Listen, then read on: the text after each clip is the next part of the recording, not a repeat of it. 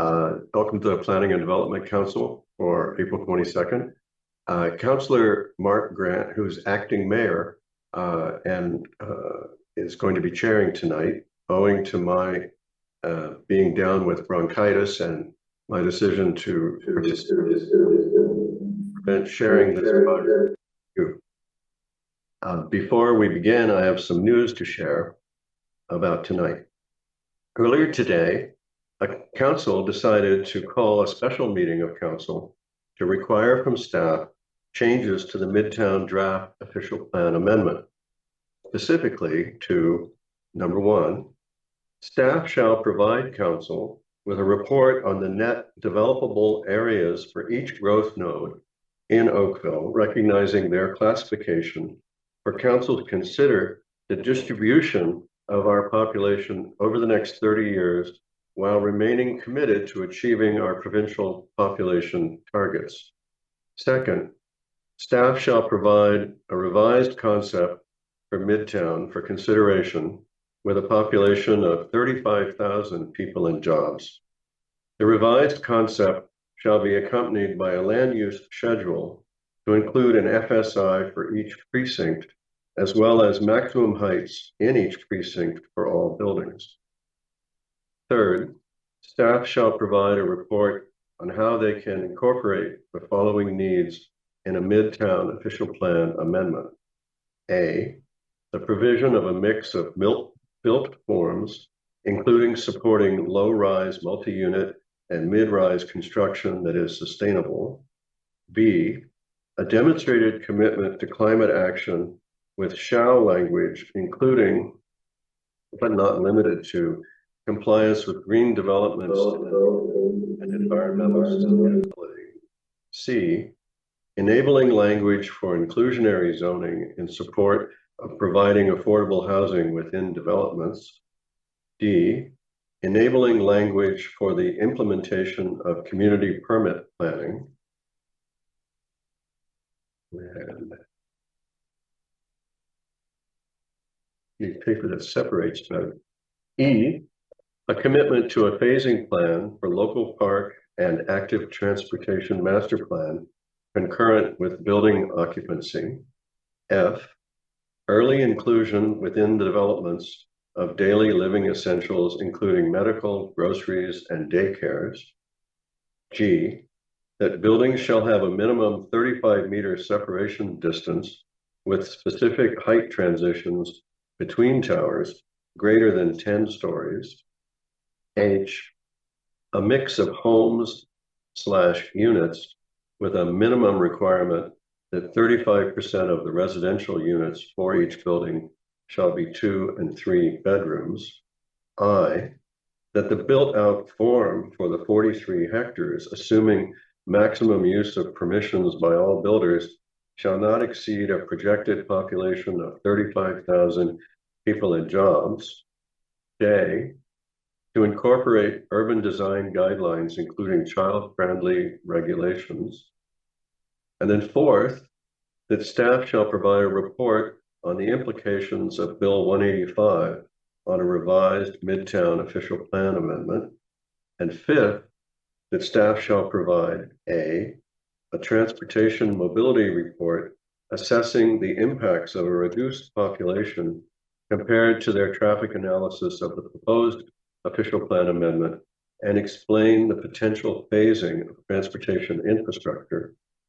B, a financial report estimating the cost of the hard and soft infrastructure and the estimated contribution each of the stakeholders would need to make. And sixth, staff to address any additional questions or concerns of council at that time. So what does that mean for tonight? You may wish to delegate tonight anyway, and that's fine. Or you may wish to delegate on June 3rd, after you've seen the result of the reset council is making with this creation of the special meeting and its requirements for June 3rd. Staff expect to be able to post the meeting agenda and materials for June 3rd, 2 weeks before June 3rd, on May 23rd. There are a range of interests in Midtown, and everyone with an interest has rights of notice and participation.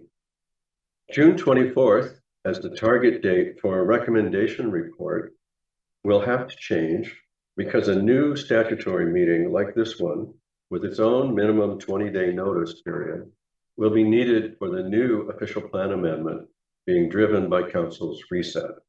Staff anticipate that to be in mid-August. So as I say, because of my bronchitis, I'm participating remotely to avoid sharing this bug with anyone else. The illness is wearing, and it is with relief and gratitude that I can turn over chairing of this meeting to Acting Mayor Mark Grant, Town Councilor for Ward 5. Thank you, everybody.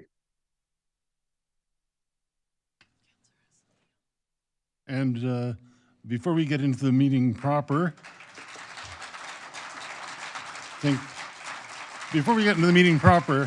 Councillor Haslett-Thiel, I believe you've done some yeoman's work on this, so perhaps you have some comments. Thank you, through you, Chair Grant. So I think it's important to acknowledge that the public was heard, and you have done a phenomenal job of bringing to our attention the critical importance of the future of Oakville to all of you. Whether you're online, whether you wrote an email, we are incredibly grateful. And while the journey is not over, because June 3rd is not a decision on the OPA, I do think it is important that you know we do welcome hearing from you tonight, because we know many of you worked very hard on these delegations, but it is your choice. And it is with deep gratitude that we at least are moving towards something that I believe all of you have been asking for. I think it is incumbent upon me to note that the special counsel petition was signed off by Councillor Dave Giddings, Councillor Elgar, Kathy Duddick, Nav Nanda, Ray Chisholm, Sean O'Meara, Jonathan McNeese, Jeff Knoll, Peter Longo, Mark Grant, Mayor Burton, and we appreciated their support in this petition. Great. And with that said, we'll start with our regular meeting. Do we have any regrets, Madam Chair? None for this evening, Mr. Chair. Okay. And do we have any declarations of pecuniary interest? Seeing none. All right. Then let's move into the committee of the whole. Can I get a motion for that? Thank you. I'll take Councillor Longo and Councillor Giddings as second. That's carried. Now we have no consent items. We have no confidential consent items. We do have one issue, which I'm sure we all are aware of. Now, again, tonight's meeting is just for receiving comments from the public. I want to reiterate that no decisions are being made tonight, as you've heard. We do have another meeting coming up in June, and we do have the decision meeting, which will be June 24th. Now, staff have prepared a report for information, so I'm going to ask everybody speaking to limit their commentary or comments to the draft amendment, just not about the process, but specifically about what you'd like to see in Midtown. There'll be an opportunity to provide disapproval or approval, if some, to recommendations as we come forward in different meetings.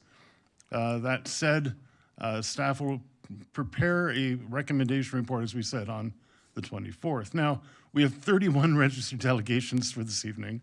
We're probably going to be here a little late, but going over to tomorrow night. So if you're later on the list, you may want to start planning your shuffle home now.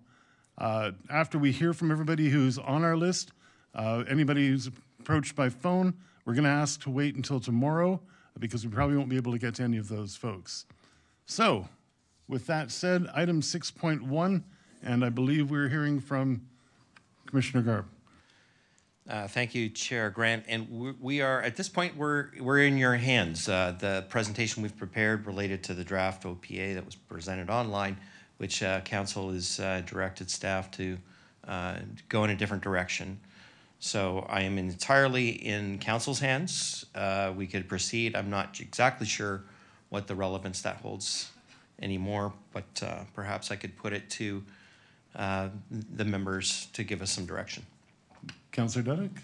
Thank you. Through you, Mr. Chair, I would say, given that we are going in a new direction as a result of this input and response from the community, kudos, why don't we hear from the delegations? Because we'll have an opportunity at another point But I think it's important, given the fact people have rearranged all their schedules, that we first hear from the delegations. That would mean that it would be council's desire just to receive at this point. All right, well, before we get to that, we'll of course hear the delegations.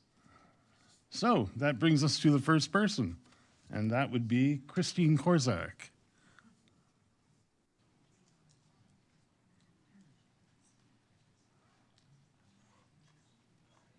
Is she zooming in person? Christine? Not, okay. Well, then we'll go to Don Wilkinson.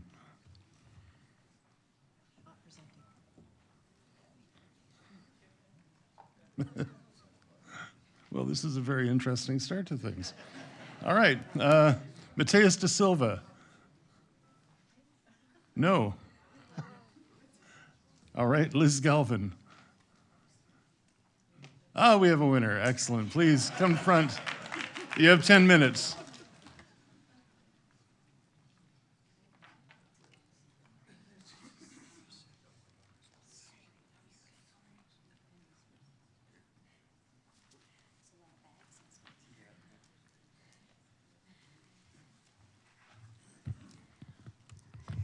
Can I put that up?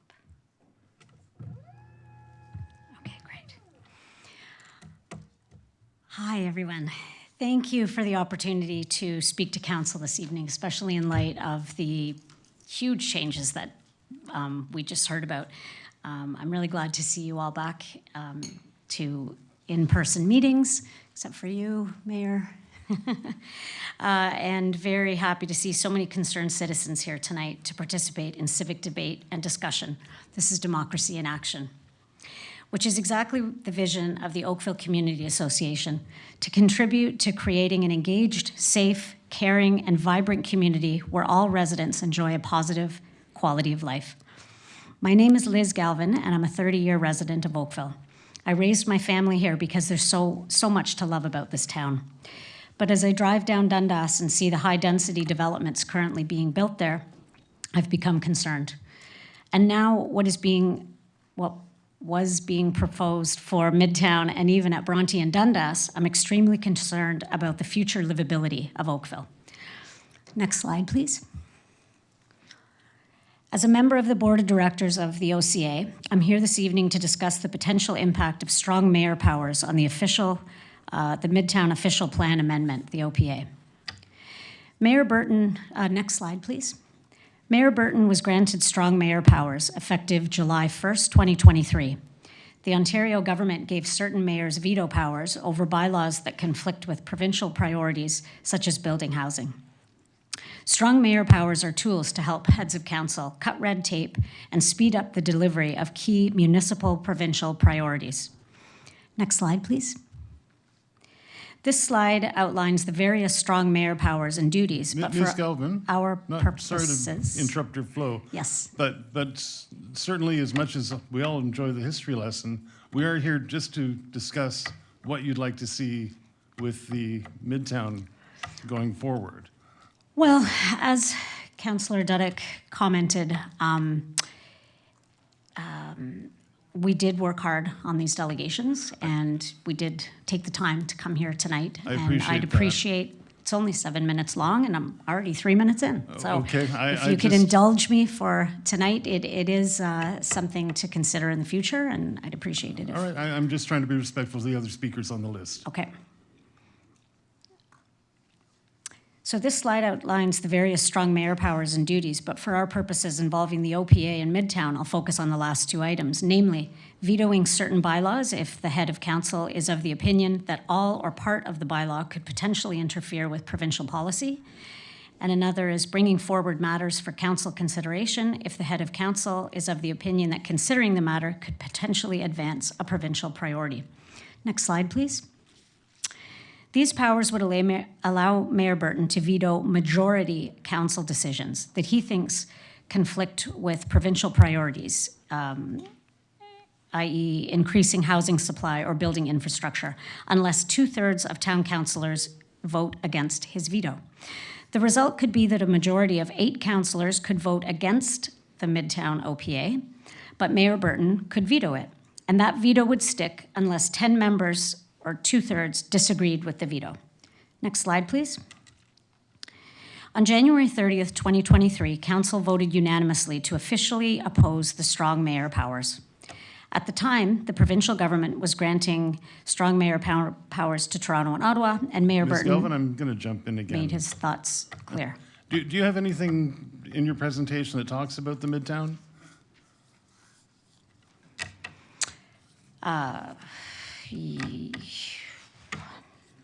It's about the procedure of it and strong mayor powers, yes. Okay, we're not here to talk about the procedure tonight. We're here to talk about specifics of the plan. Well, you called up 3 people and no one showed up, so I thought I may as well show Okay. up and, we had extra If- time. If So you have, just to be again It was- respectful to the speaker's list of all the people I who've shown up understand. tonight as well, I understand. okay? We All might right. cut you off there. Okay. All right, thank you. And I have word that Mr. De Silva has shown up. There we go.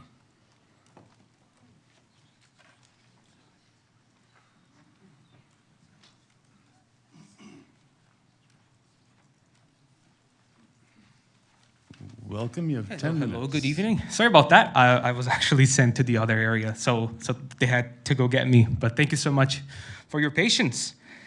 Hello, everybody. Good night. Hope everybody's ready for a good, long evening. Again, I hope everybody had a wonderful evening.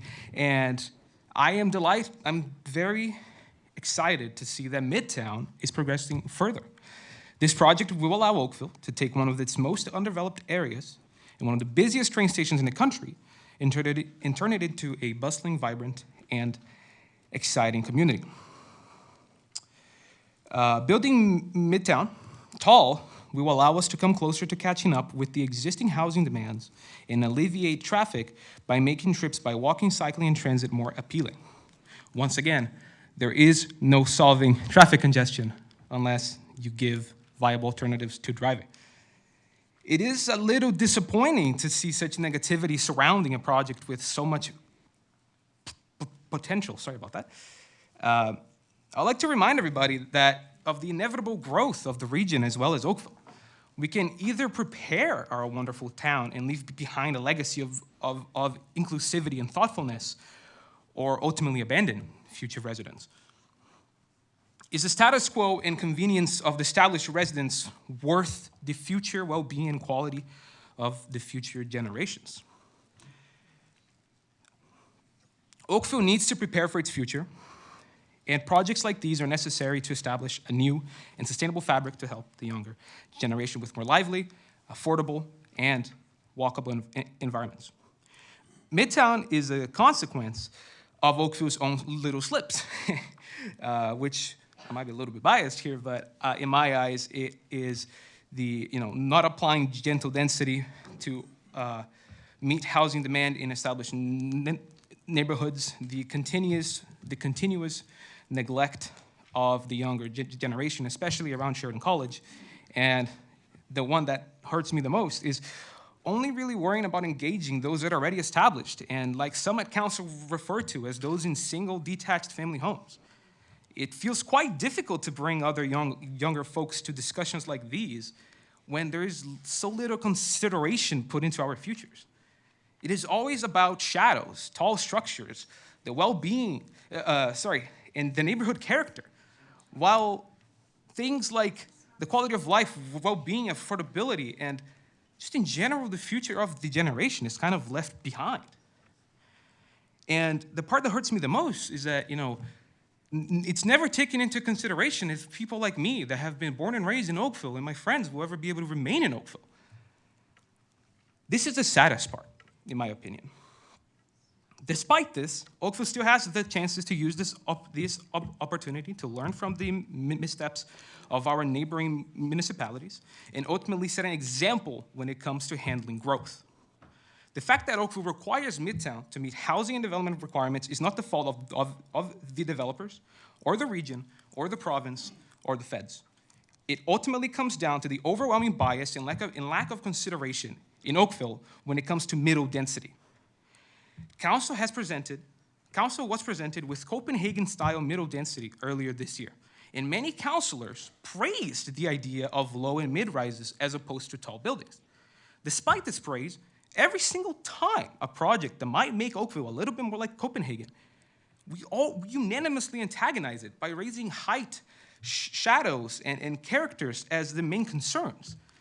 While the countless benefits of these types of density are ultimately ignored, that being more homes, tightly connected neighborhoods, sustainability, economical growth, ease on traffic congestion, and most importantly, options for the younger generation of Oakville residents, and those who cannot currently afford a home. I was gonna go on a quick side tangent about the north of Oakville and how it is being developed while most of the south is left intact, right? So people like me that were born and raised up north have to deal with all of the noise while the density and infrastructure isn't well distributed across the city, but I'm gonna spare you guys of that. With that being said, I would like to remind everybody that Midtown is our chance to make up for the lack of development in the past years and bring Oakville up to speed with its housing demand while providing residents with the option to live a more sustainable life in a walkable, livable community. Not six-lane wide roads, not bicycle lanes on the ditch, right? Treating you like a second-class citizen. But no, in Midtown, people will be able to live how they want and choose how they get around. Order, please.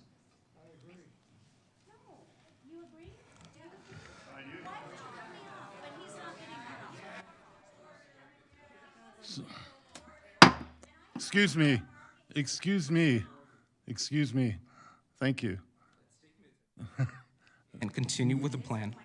The gentleman is discussing how he'd like to see a walkable community, much like Copenhagen. He's discussing specifics about the plan that he'd like to see done. It's within reason that he's talking about the Midtown plan.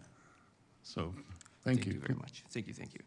And so with all of that, I think that the current Midtown plan ticks a lot of boxes, and I think we should 100% move forward with it, with the detailed information about walkability, connectivity, communities, a mix of uses. And while I'm particularly not fond of tall buildings either, again, I think it's important to remember that we are way behind when it comes to housing. So I think taking a small part of a really big town to intensify as much as possible to bring us up to speed is not a bad idea at all. And I would just like to finish up by saying, sorry, I got a little bit lost here.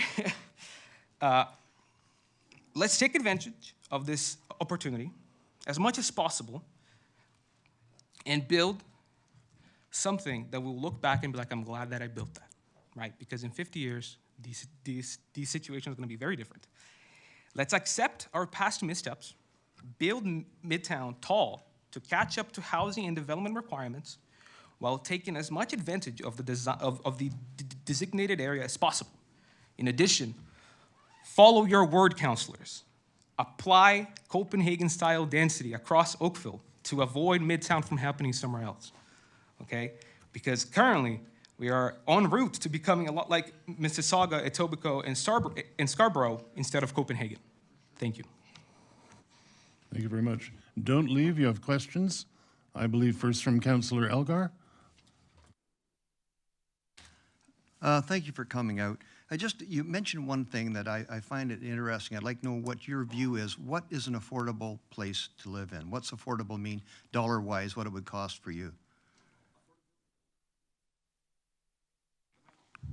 Hello? Yeah. There you go. Affordability is very difficult to actually pinpoint, especially in a housing market like we have right now. However, it usually comes down to supply and demand. And even though tall condos are indeed very expensive and they will not be certainly affordable, right? There's still more houses in the market, and it at the very least provides options, right? It allows me, like if in Oakville, if I want to live in an area where I can live by the GO train and I can walk places and, live without having to ride on Trafalgar, I don't really have that option, right? So even though this will most definitely not kill the housing prices, it's still a step in the right direction at providing options for housing and just more quantity of it, because again, it comes down to supply and demand. And if we built like Copenhagen, we would certainly be a lot better. So you think that the developer's going to build if he's not making a profit? No, absolutely not. Okay. I think that we should give developers options to build things that are not only condos or single-family homes, and in fact, Copenhagen-style mid-rises and low-rises. So other developers that are not the main 6 in the entire country can build a home that they will sell for a very, very large amount of money. So, That's what is shocking. And if you take a look at the last 180 days in Oakville, 2-bedroom condos, the average price is $864,000. which is absolutely crazy. And you know what? And that means if you're only going to spend 30% of your income by the time you pay your principal, mortgage, taxes, house insurance, condo fees, you need $236,000 income to carry something like that. That's after you've thrown in your down payment, which is 20% of the 864. Exactly, right? Yeah, I hear where you're going. I just don't know how you think that this is going to solve our problem. Oh, it's not going to solve it at all, because again, our problem isn't about the actual, we're going to build a tall building that's going to be solved. Our problem is that there's options of housing, right? Oakville was not naturally grown for demand.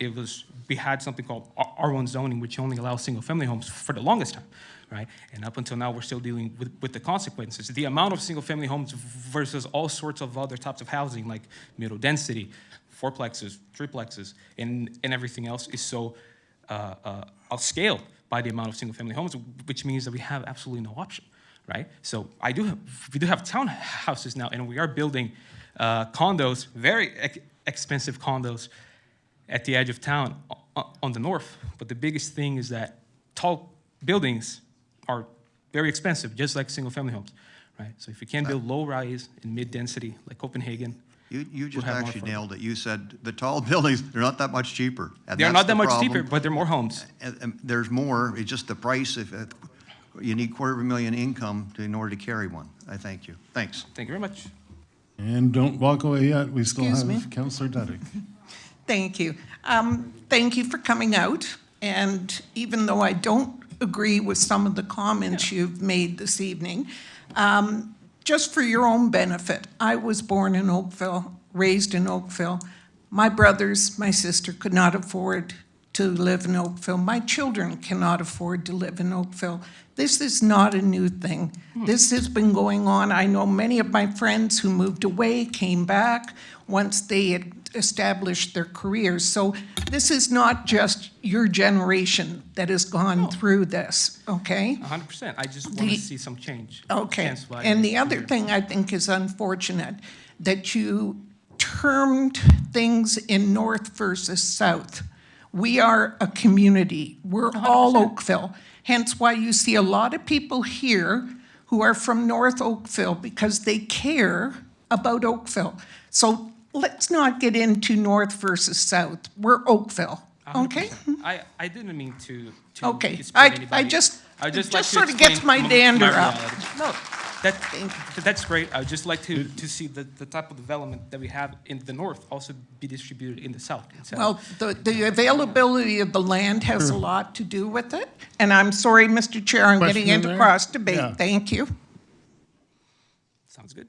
And before you go, now Councillor McNeese. Thank you. Through you, Acting Mayor, I just want to reassure the delegate that, I'm not so sure that supply and demand will get us affordable housing, but we have started a work program on a number of tools that can get us affordable housing that we can have some control over. And I know you're familiar with them, community planning permit system, community improvement plans, and inclusionary zoning. So I believe we can do it. But we have to be careful to develop it properly so that we can implement it as many as possible. Because I just think market forces alone are not going to deliver affordable housing. They haven't in the past. So, but I want to assure you that we are exploring all the tools we can use that we haven't had before, and we hope to have them soon. So, thanks for your delegation. That's wonderful. Thank you very much, and thank you, Council. Thank you. And next time in the form of a question, please, Councillor McNeese. Okay. more questions? Excellent. Then we'll hear from Terry Branch next, please.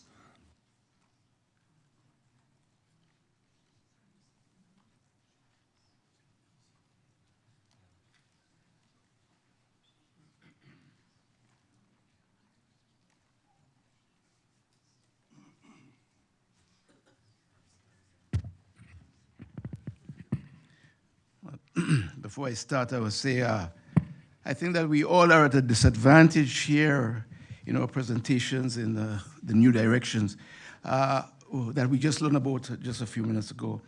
And I would appreciate that my presentation will continue without interruption. Thank you.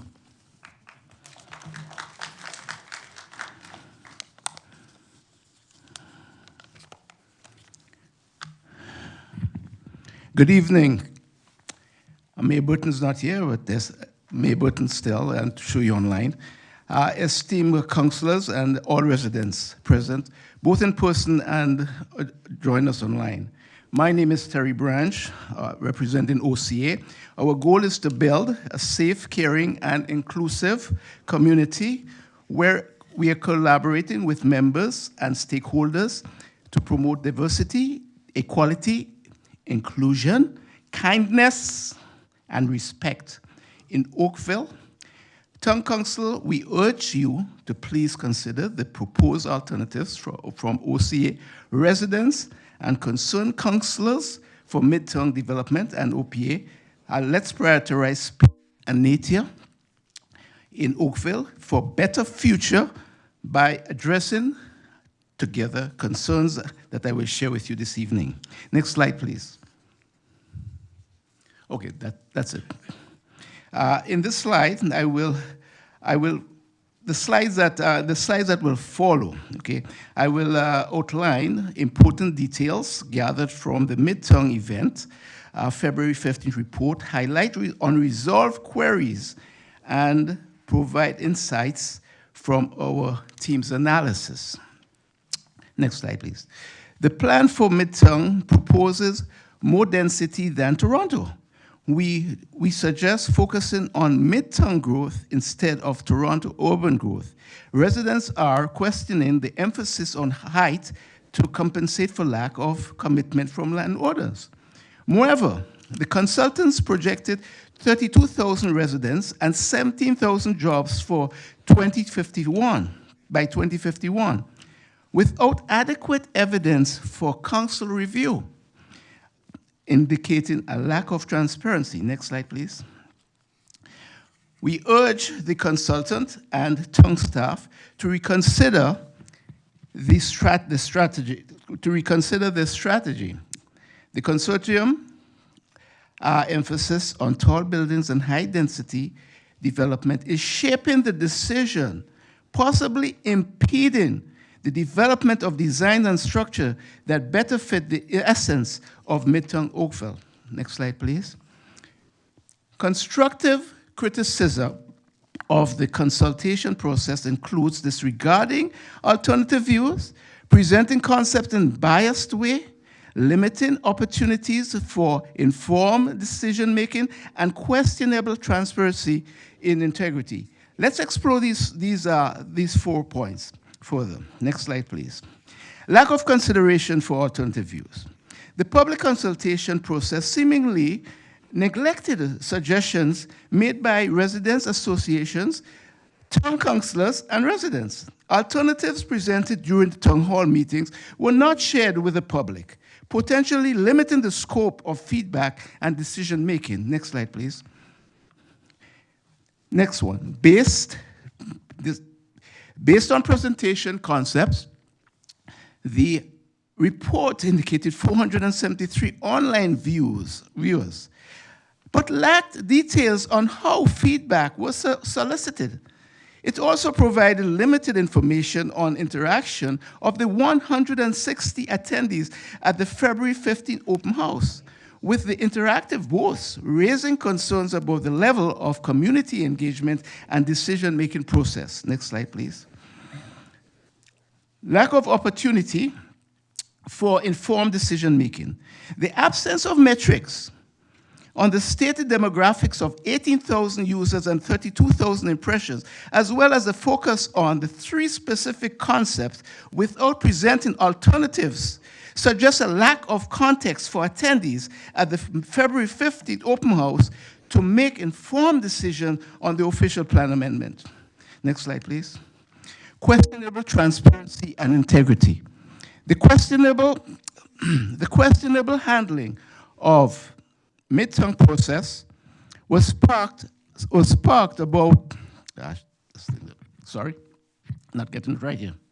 The questionable handling of midterm process was sparked doubts about transparency and integrity. Passing meeting minutes without correction on February 27 was unacceptable, as it can harm decision-making accuracy and efficiency and tarnish the reputation of our mayoral office and town council. What steps are being taken to restore trust and accountability in light of these troubling events? Next slide, please.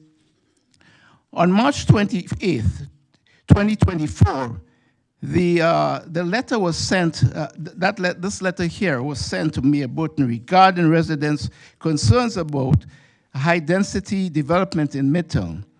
The letter highlights issues with meeting minutes, misrepresentation of community input, the lack of transparency.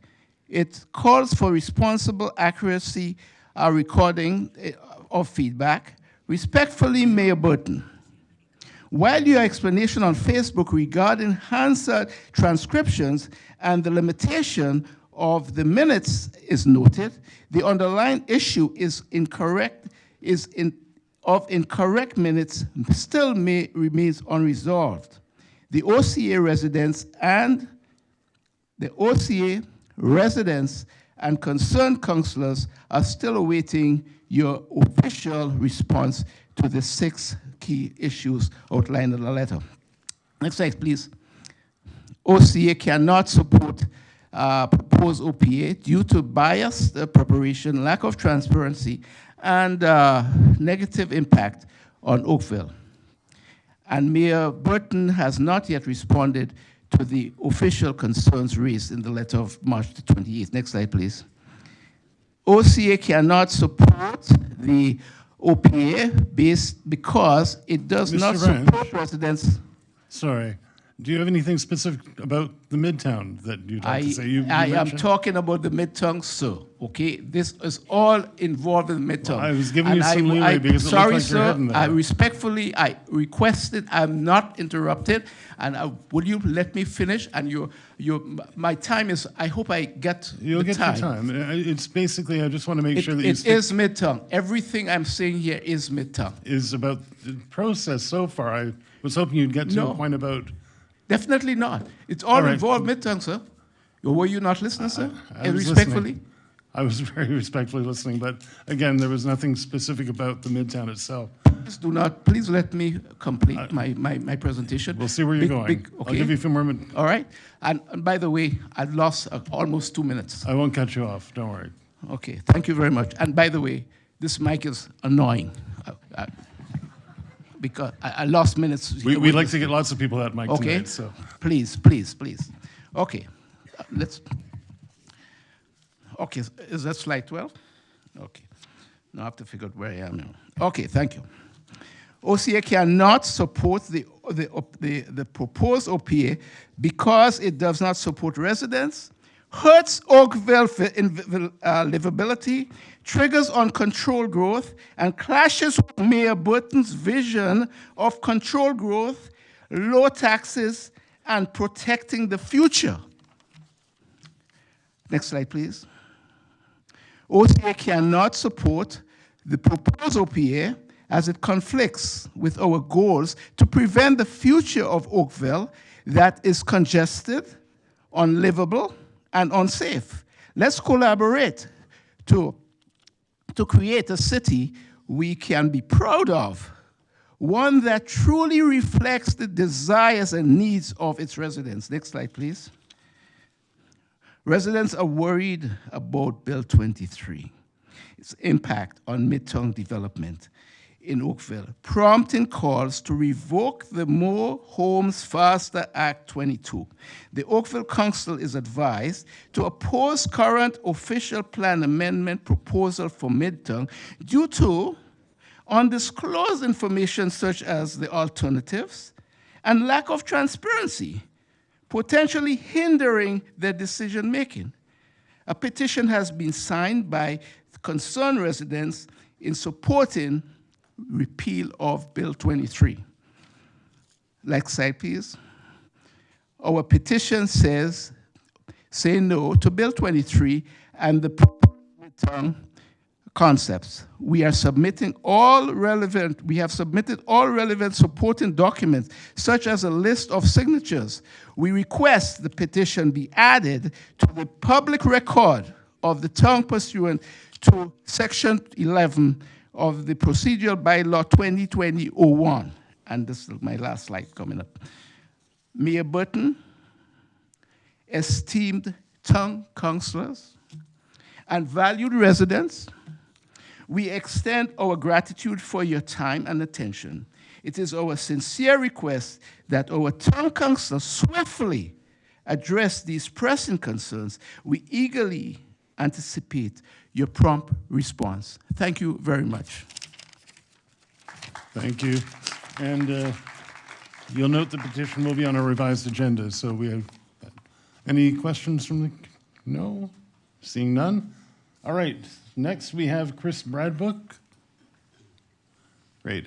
And I'll just again remind everybody in the audience that we'd like to keep it to specifics on what's going on in Midtown, not on the process. I was going to do my stand-up routine. Well, then, the mic is yours for 10 minutes, sir. Okay, well, thank you very much for giving me the opportunity to present. My name is Chris Bradbook. I'm a concerned resident with respect to the Midtown plan. Next slide, please.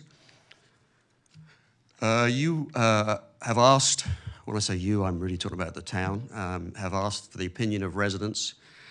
Have our responses been reflected in the revised plan? I realize staff is being directed to come up with a new one, but there are points in this that are still going to be pertinent going forward. And what did the residents say when they've been asked their opinion? Now, there have been a number of public meetings, but this presentation is focused on the most recent one on February the 15th of this year. And to highlight my comments, I'm using images from this presentation. Residents were able to write comments at the various stations with respect to their concerns, questions, and observations. If anyone agreed with a particular comment, they could indicate this with a sticker. The more stickers, the more that particular point resonated with them. I have 31 images in my possession. Don't worry, I've only used a fraction of them. And some of these comments are repetitive, which highlights how strongly residents feel about them. So this is not my opinion. I'm literally taking residents. I'm using the voice of residents to make this presentation. So next slide, please. So here's one of these boards where people could write their comments, and you can see where you see a proliferation of stickers, like in the top right-hand corner. Those are points that resonated. And some of the things that were there is people referring to this as environmental vandalism, the number of people in 1 square kilometre, and excessive traffic volume. Next slide, please. A number of people asked what happened to the OMG proposal. An alternative plan has been presented by qualified persons, which achieves the provincial mandates with lower density and lower buildings. Why has this not even been considered or presented as an alternative? Next slide, please. Plan is definitely developer-friendly, but that was a concern for residents and the heightened number of tall buildings. A serious concern about the number and height of buildings, certainly what the developers want, but not the residents. Next slide, please. Once again, on another station, they were asked, what about alternatives? Alternatives have been proposed, as previously mentioned. Why are these not presented? Doesn't the town have alternatives, or is this the only plan they're considering? Next slide, please. The developer theme kept cropping up. It's a developer's plan, buildings are too tall. Next slide, please. Cross Avenue, 6 lanes. That's certainly not walkable.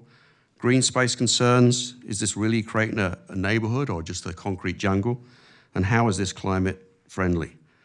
Cross Avenue and Trafalgar intersection is already extremely busy. What will making Cross Avenue into 6 lanes do to this?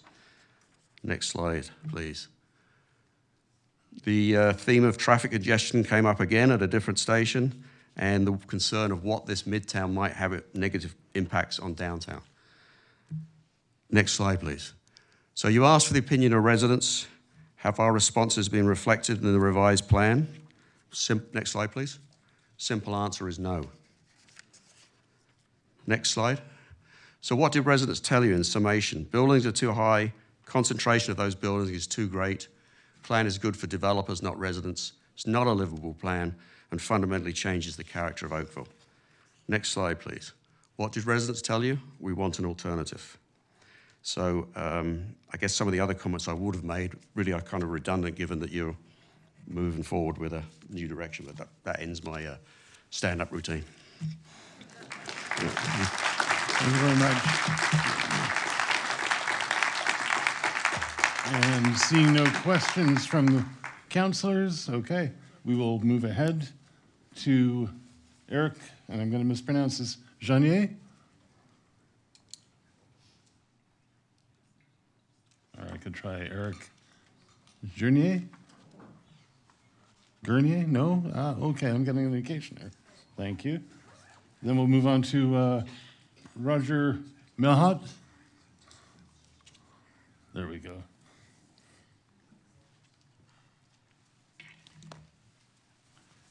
Thank you very much, sir. You have 10 minutes. Sorry, first slide, please. I'm going to use only one slide. Because the mayor have pulled out the carpet under my feet.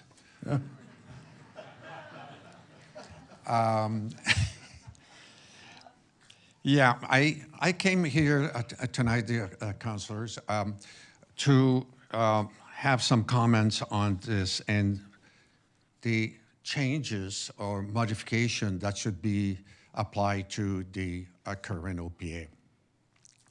But now with the announcement, I think that I'll wait to make my comments. I'll wait until we have the chance, because like you, probably I didn't have the chance to digest all what he said. And so therefore we'll wait for that. However, before leaving, and as a result of that, I was going to talk about, and the concern that I had was really regarding the density, and the speaker before just talked about that, the green space, the size of the height of the building, and in my case, I was going to add some comments on the impact on the character of town, okay? But I'll save these comments for next presentation. I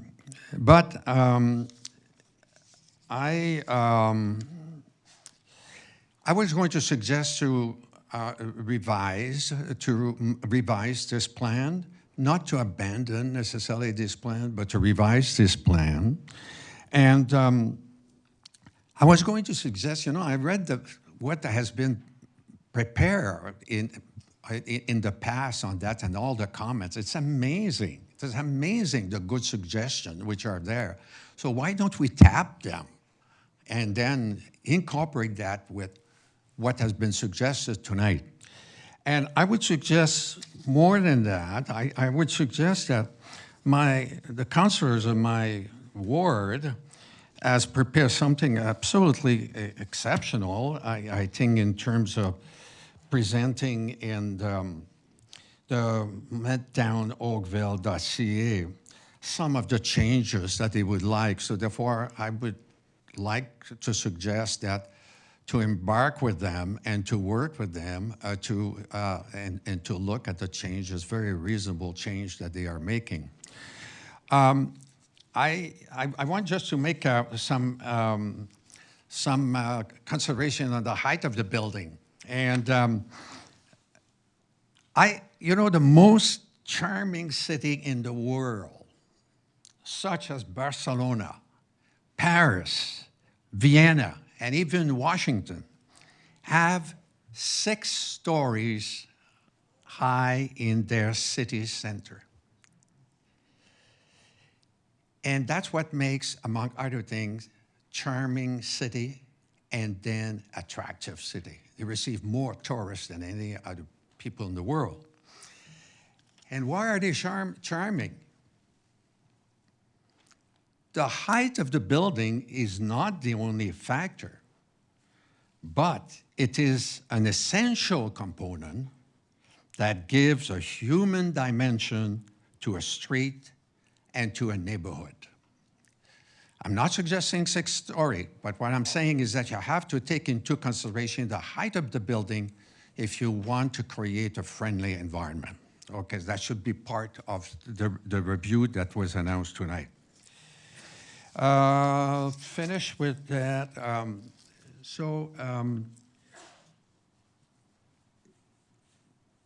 Yeah, and I'm going to finish with a principle, I think, conducting this review. This changed my presentation for tonight. I think that in reviewing what is suggested here, I would say that the planning process, you should apply a planning process that is guided by the well-being of present and future residents. That should be the number one. That should be the number one criteria that we are using. And I'll finish with that. As council, and you know that, it is your duty to protect the citizen of Oakville against changes that are detrimental to their well-being. Thank you. Thank you very much. Any questions from members of the council? No? Excellent. Thank you very much for your time, sir. Pardon? Well, thank you very much for your time. We'll see you back here on June 3rd, I'm sure. But well, I had planned my initial presentation for 6 minutes. You kept it around there. All right, we have no questions for you. Thank you. So next, we're going to be looking for Jonathan Sprosson.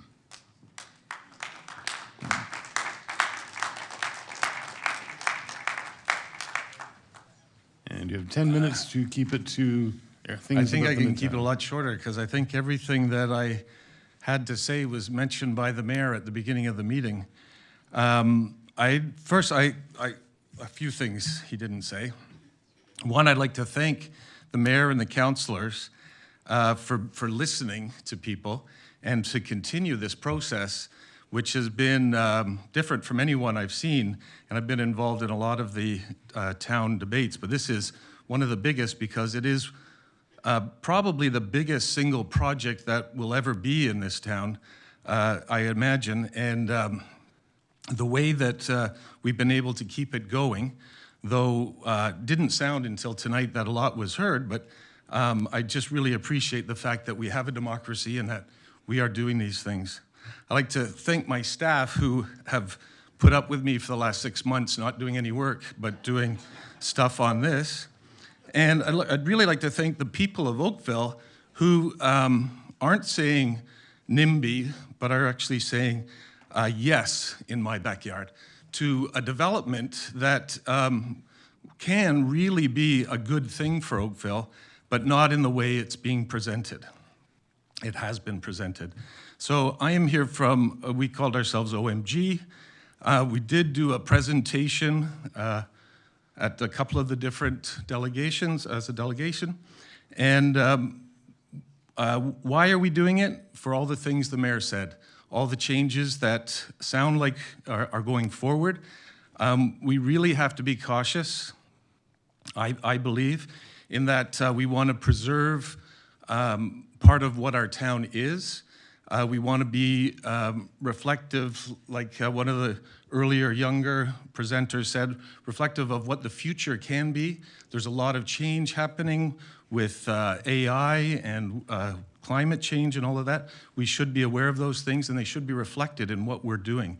And in a project that has the potential to be the center of our town and to be one of the biggest things that we do to show the world, or Ontario and the world, what is possible, I really think that we can do it. And it sounds very positive to me. I wasn't very positive up until the mayor said that stuff, but now I am.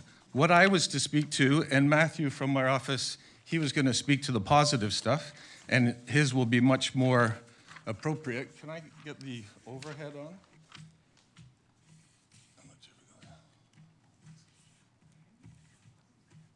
If it's Any minute now. there. Anyway, I was going to speak to the limitations of the existing draft plan of draft official plan amendment. This is what it proposed per hectare, and it's very similar to what's been proposed by a couple of the different developers proposing things. But what it ends up being is if you had 800 square foot units on a site, you could have done 4 towers that were effectively 156 stories and 20 FSI. Because there was no limit on FSI, there was no limit.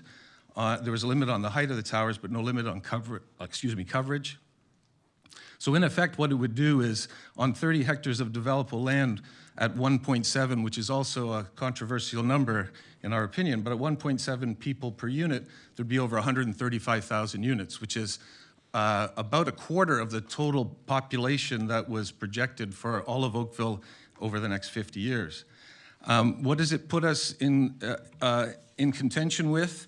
Singapore, it's more dense than Singapore, it's more dense than Manhattan, it's more dense than Vancouver by 3 to 6 times, depending on how it gets developed. The good thing about the official plan, or the plan amendment, was the first words in the first 5 pages, or 6 pages, and they were complete community, all ages, all incomes, convenient, compact, diversity of housing choices, vibrant, active transportation, transit-oriented, outdoor recreation, people-oriented, human scale, a minimum of 20,000 people or 200 people in jobs per hectare. Those were words that when I started reading the 65 pages, I thought, oh, they got it. These are the words, these are the things. But later on, the words attached to those were may include, encourage, shall be considered, should include, maybe, where possible, and future studies needed. So with the first words, I think we can continue. It sounds like we're going to continue, and we should take those to heart. And I think many people have stated that other possibilities are in front of us, and they are in Europe, less obvious in Canada, but Montreal is doing a lot of low rise to medium rise. There was one word at the beginning of it, redefining high rise and medium rise and low rise. In the Ontario Building Code, high rise starts at 6 stories. And if you're a firefighter, you know why, because it's very difficult above that to do things. And in architecture, when you get to that size, it changes the classification and it becomes a much more expensive building. So one of the words I didn't have in here is attainable and affordable, but I have all incomes and stuff, but attainable and affordable will not be had with the most expensive buildings. And the other thing is that there's sprawl, and everybody wants to stop sprawl. I think we all know that it's very expensive, it's hard on the planet, it doesn't help with climate change, but tall is equally bad. And when we get very high buildings, they're very expensive, very energy intense in the construction and the running of them, and we're stuck with them for a very long time. So that's all I have to say. I really appreciate the council in being dogged on this and asking for more options. I'm gonna let Matthew present a couple of our ideas, and he will let you show you that with 5-story buildings, with some 10-story maximum buildings, we can easily achieve 30 to 40,000 people there if we want to, with community centers, with hospital area, with proper train station, and lots of open space. Thank you very much. Thank you. And you do, I hope, have a question from Councillor Duddick. Yes, I will try to frame a question, but first I want to say how much I and so many others appreciated the time and effort you put in addition to doing your business work, putting that plan together. It was a breath of fresh air, and it was heard, it was appreciated. The question I guess I would ask is, are you comfortable that the petition that Councillor Haslett-Thiel and Councillor Giddings drafted, which was read out at the onset of the meeting, are you comfortable that we've captured enough of the things to give us a good track forward? Thank you very much for what you said. I really appreciate it. And it was really gratifying to hear back from hundreds of people that got back to me after our presentation and said how they appreciate it. So that was a great thing for us, for not just me, but for everybody that was working on it. I would have to reserve judgment because I didn't take it all in. I was in shock for most of it. It was a complete pleasure to hear some of those things. I won't take it lightly because the other thing that we decided in our office was it is such a complex thing. And a council to be able to make an informed decision on this with all the variables that are involved and all of the things that come into it, and not the least of which is having a good tax base. You know, you have to run the town. So I really, we thought that if we could get to as many levels as possible, I didn't think I'd be reading every night for all the different things that came out, and the 65 pages was really good to sleep by, but I do think that it is directly in the right direction, and that if we stay on top of it, it could be fantastic. World class. Thank you very much. Thank you.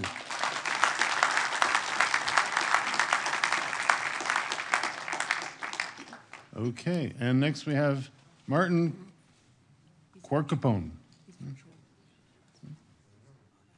And he is arriving to us virtually.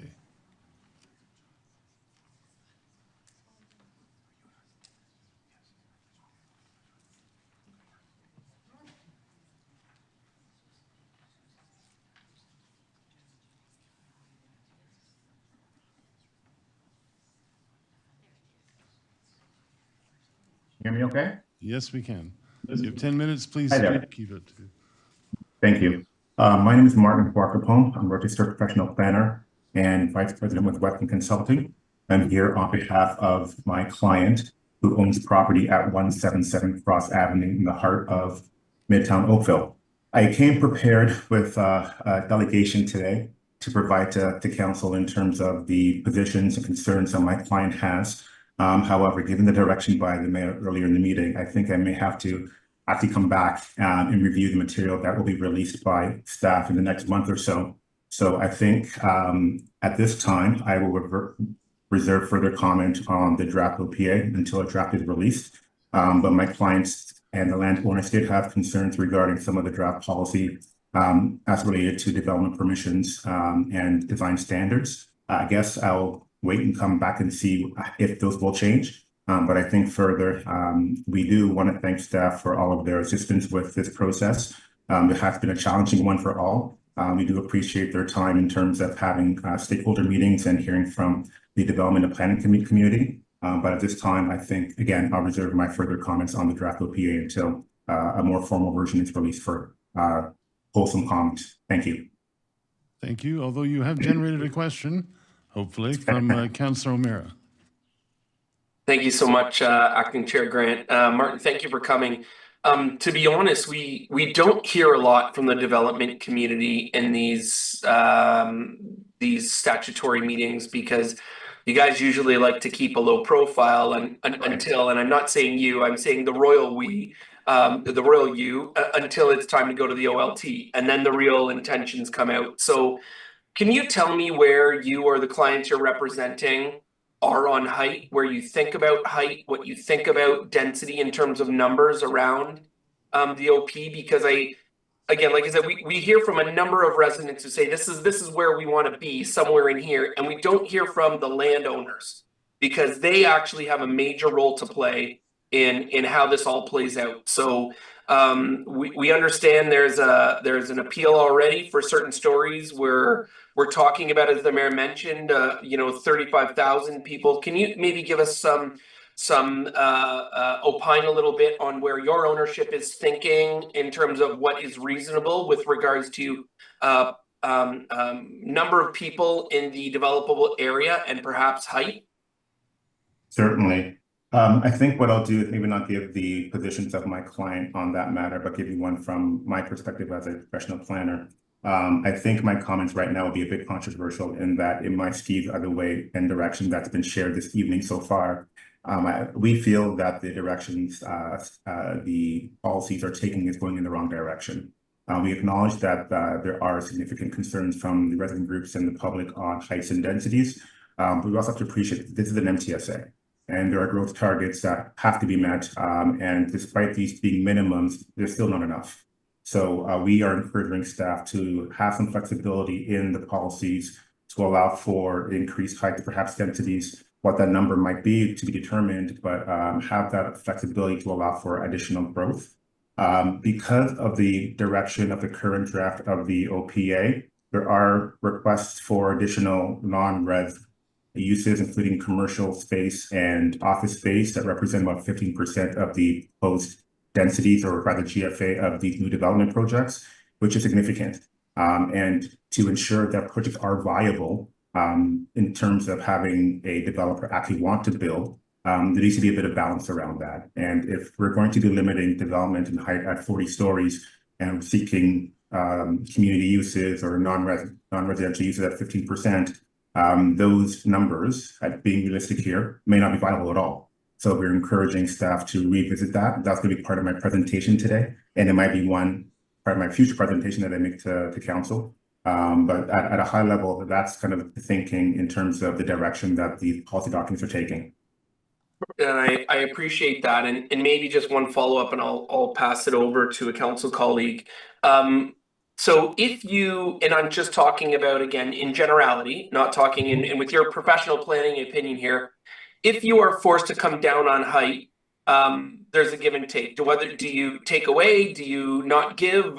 Increase height adds to different things. Like, can you tell me a little bit about the, what you do at higher heights in terms of community stuff, and then tell me how you game out a pro forma with regards to height and density versus community benefits sort of things. That's a fair question. I will acknowledge that I'm not the pro forma guy. My clients have people who do that for them. But to hopefully answer your question, when we look at height and density and the provision of community benefits, we're taking away internal residential space to accommodate for those elements, which are required to build a complete community, which I fully acknowledge. But to allow for those increased uses on a site, that takes away from the pro forma. You have to be able to accommodate the numbers to make the development plan work. I'm going to harken back to an earlier version of the official plan amendment that allowed for, I think the terms were density trade-offs or density transfers, to allow for increased densities beyond what would have been lost to road widenings or public squares or open spaces, community spaces that would be added to a property, and being able to retain those development rights and further acknowledge the provision of community uses of affordable housing and increased office space to allow for to account for the loss in GFA. So I think the original or one of the older drafts of the OPA was a bit more balanced in that approach. So perhaps staff can revisit that as part of their review coming back next month. Granted, I don't think that's the direction by the mayor this evening, but again, that would be my recommendation. Thank you very much. Thank you, Acting Chair. Thank you. And you do have one more question now from Councillor Haslett-Thiel. Thank you very much for your delegation.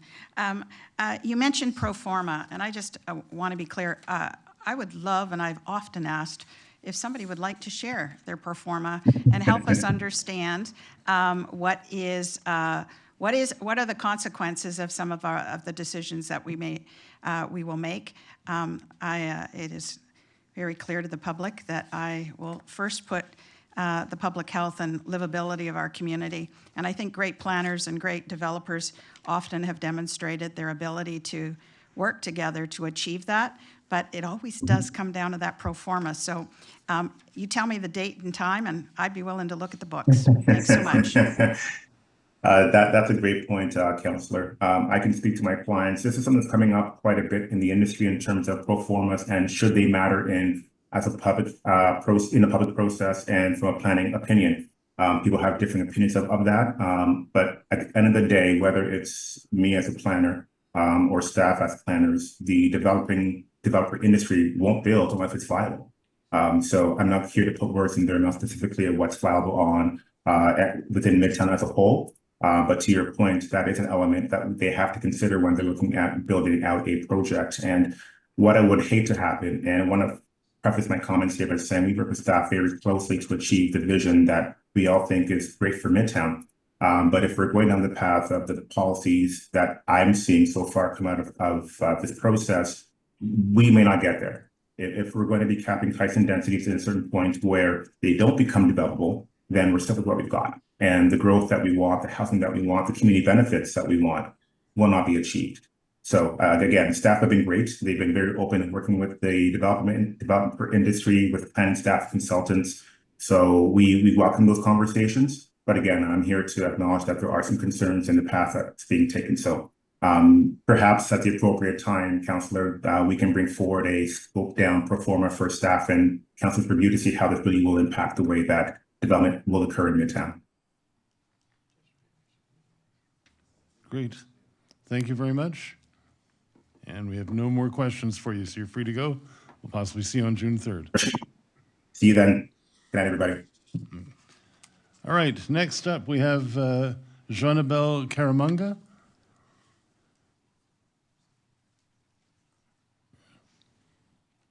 I do not see, oh.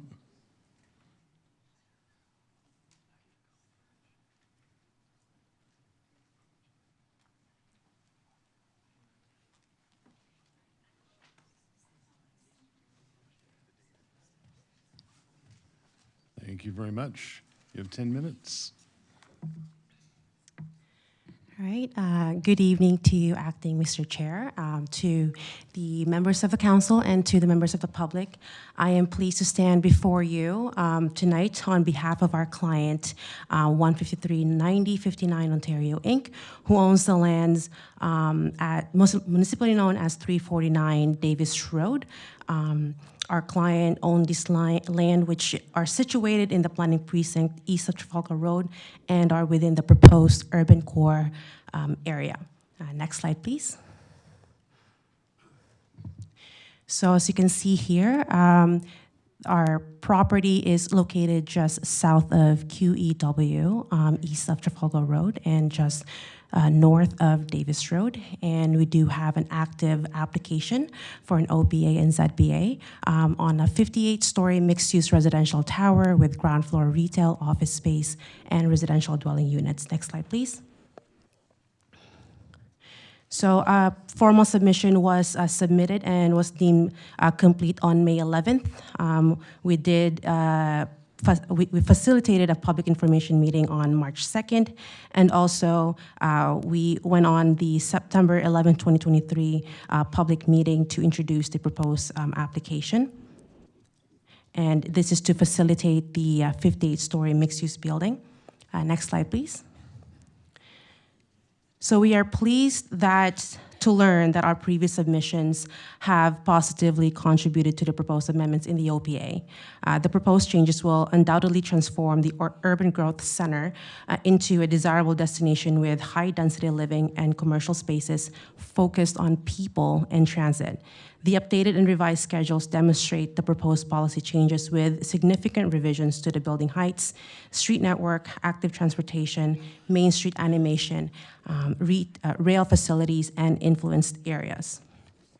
Furthermore, we are pleased that the new provisions are being introduced to the latest draft OP, and that includes the community permit system, which will simplify and expedite the development approval process for housing and development in Midtown. We are also pleased to know that there will be transfer of development rights. Minimum parking standards are not required in Midtown, and official plan amendment is not required for any adjustments to the alignment of streets. However, we do have some specific concerns that could significantly impact the development feasibility of our clients' lands. Next slide, please. So in our last submission, we expressed our concern regarding the proposed road network, which we felt undermined the development potential of 349 Davis Road property. And in reviewing the updated schedules, adjustments have been made to the road alignment, which we appreciate, of Argus Road and Davis Road underpass. However, our concern about the road alignment remains as we identify that it still conceptually impinges on the subject lands. Our transportation planning, Crozier Engineering have indicated that the conceptual alignment of the applicable schedules can easily be modified. However, notwithstanding this concern, we are pleased to learn that an OPA is not required for any further adjustments to the road alignment. Next slide, please. We are also appreciative of staff's consideration of identifying the Argus Davis Road underpass as a future cycling infrastructure. We believe that this provision will achieve the goal of Midtown being a pedestrian-oriented community where vehicular traffic is minimized, especially in areas where intensification is planned. Significant landmarks such as parks and amenity areas are to be easily accessible by active transportation. We have also demonstrated in our previous submissions that there's no positive cost-benefit advantage in constructing the underpass, given that there would be no demonstrable benefit to functioning of the roadwork network relative to the extensive cost implication of this road connection and associated infrastructure. Next slide, please. We do request the town staff to consider 349 Davis Road to be included in the list of exceptions for the following reasons. Based on the financial analysis conducted against the proposed 58-story building that we presented to the special council meeting on February 27th, the proposed mixed-use development will bring the town of Oakville excellent revenue streams, which will assist in financing the critical servicing and community amenities being proposed for the Midtown area. The proposed mixed-use building will assist the town achieving the minimum growth and housing provision targets, and early approval of our application will catalyze future development that reflects the vision. Next slide, please. These are the list of recommendations that we would like to advance to the town of Oakville and the project team. So prior to the adoption of the Midtown Oakville OPA, the town should await the completion of the 2024 Midtown Oakville Class EA, and a cost-benefit analysis should be completed to measure the benefits of an underpass and its associated costs. Explore alternative road alignment that will not compromise the development potential of the subject property. Reconsider the underpass to form a pedestrian cycling route, which it is right now. In parallel to the secondary plan process, the town of Oakville should continue to process development application. And lastly, to include 349 Davis Road in the list of exceptions, as it will bring town of Oakville excellent revenue streams. We do appreciate the team and the town staff's dedication to developing the amendments for Midtown Oakville, and their efforts will create a livable, vibrant urban growth center that delivers a complete community. Thank you very much. Thank you. And seeing no questions from the members of council, thank you, you're done. Thank you.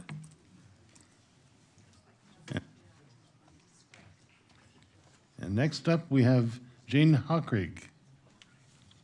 Thank you. You have 10 minutes, and please keep it to about Midtown. Yes, I understand your direction, Councillor Grant. My name's Jane Hockrig, and I live at 65 Navy Street with my husband, Jamie McRae. Our son and daughter-in-law live in Ward 2. One of our granddaughters lives in Ward 4. Another family member lives in Ward 7. And we have a granddaughter who would love to move back to Oakville to raise her family. I'm absolutely thrilled to hear about the special council meeting today that was held, and from your description of the directions that you've given to staff, clearly you've heard from the residents of Oakville. I've attended all of the meetings, either in person or virtually. I found, quite frankly, that the case that the residents made in terms of data, understanding the assumptions behind Midtown, trying to get beyond what was being said, was quite frankly amazing. I'm very proud to be part of the Oakville community and very proud of the residents associations, and OMG for all of the work they've put in the last year to try to make this the best place that it can be.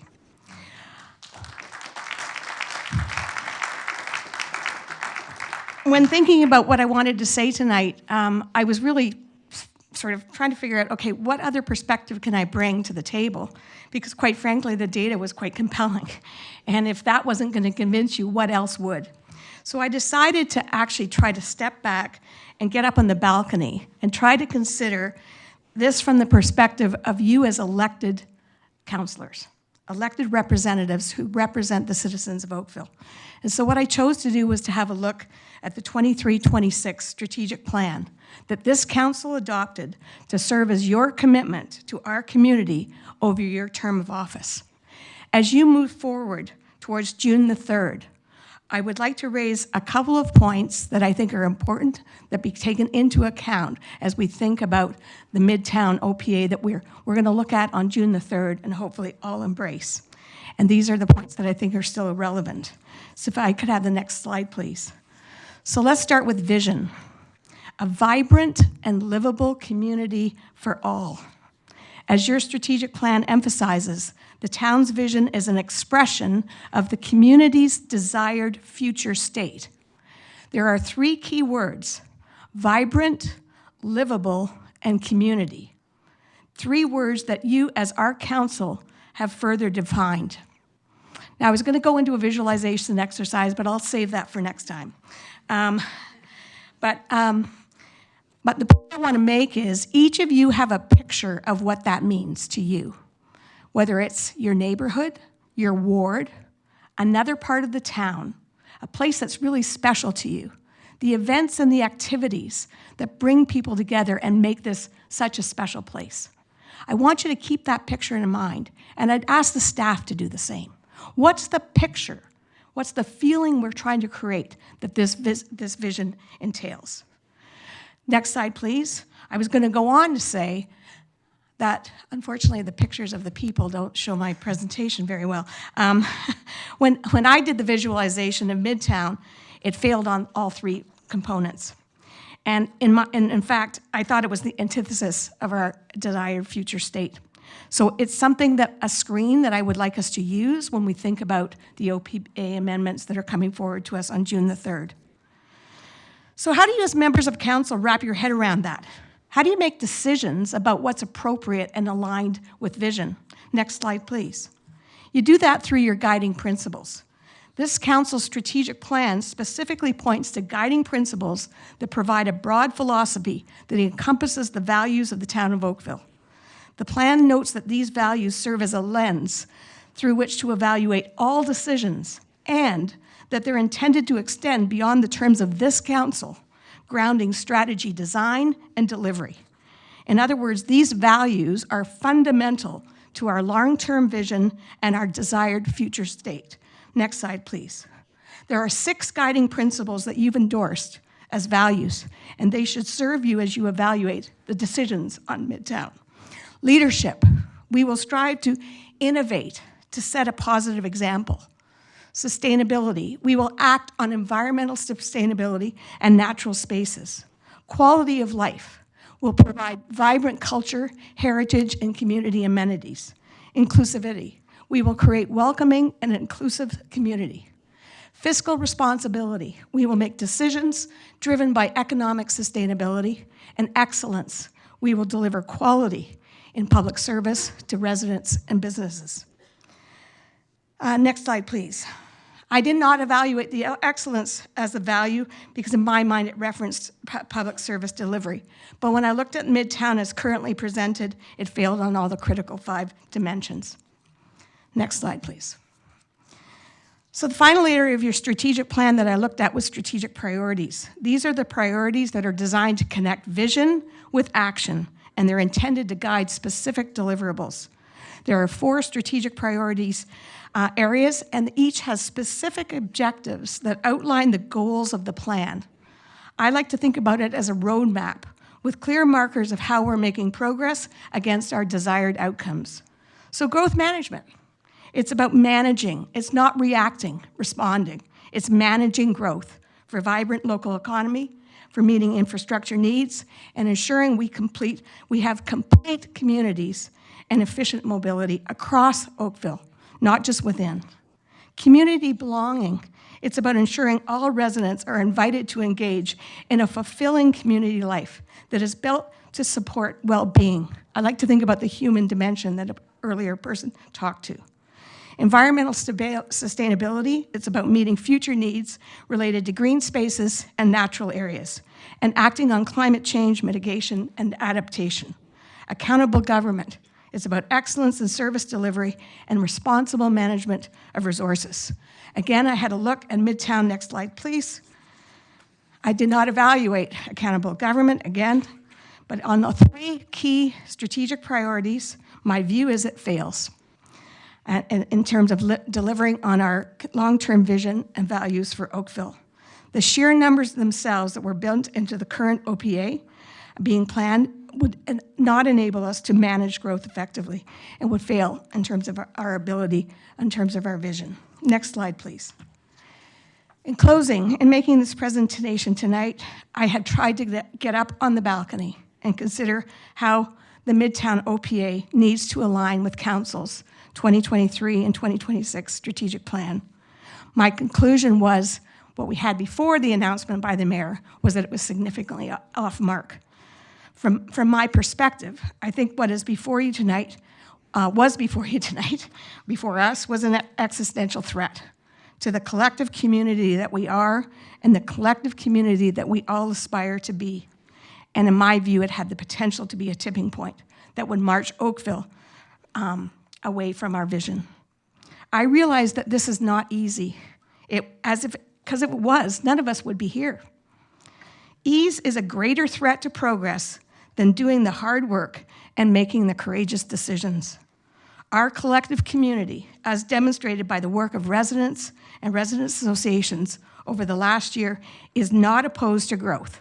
However, we are opposed to growth that doesn't fit with our long-term vision, values, and strategic priorities.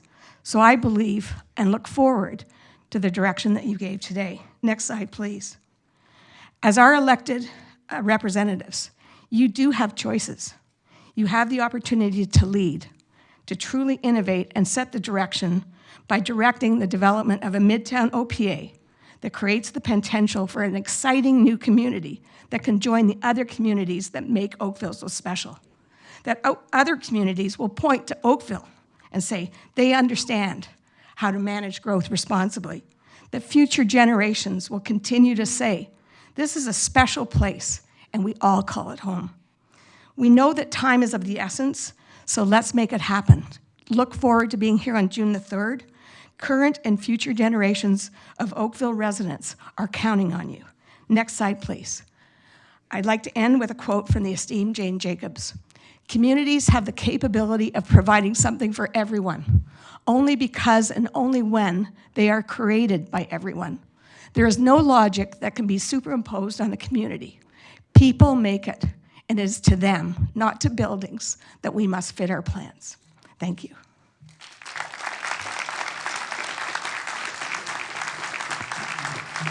Great. Thank you very much. Next on our list, we have Emma West.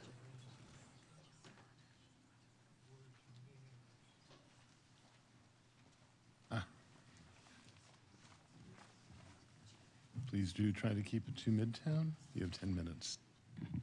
Good evening. Is that working okay? Okay.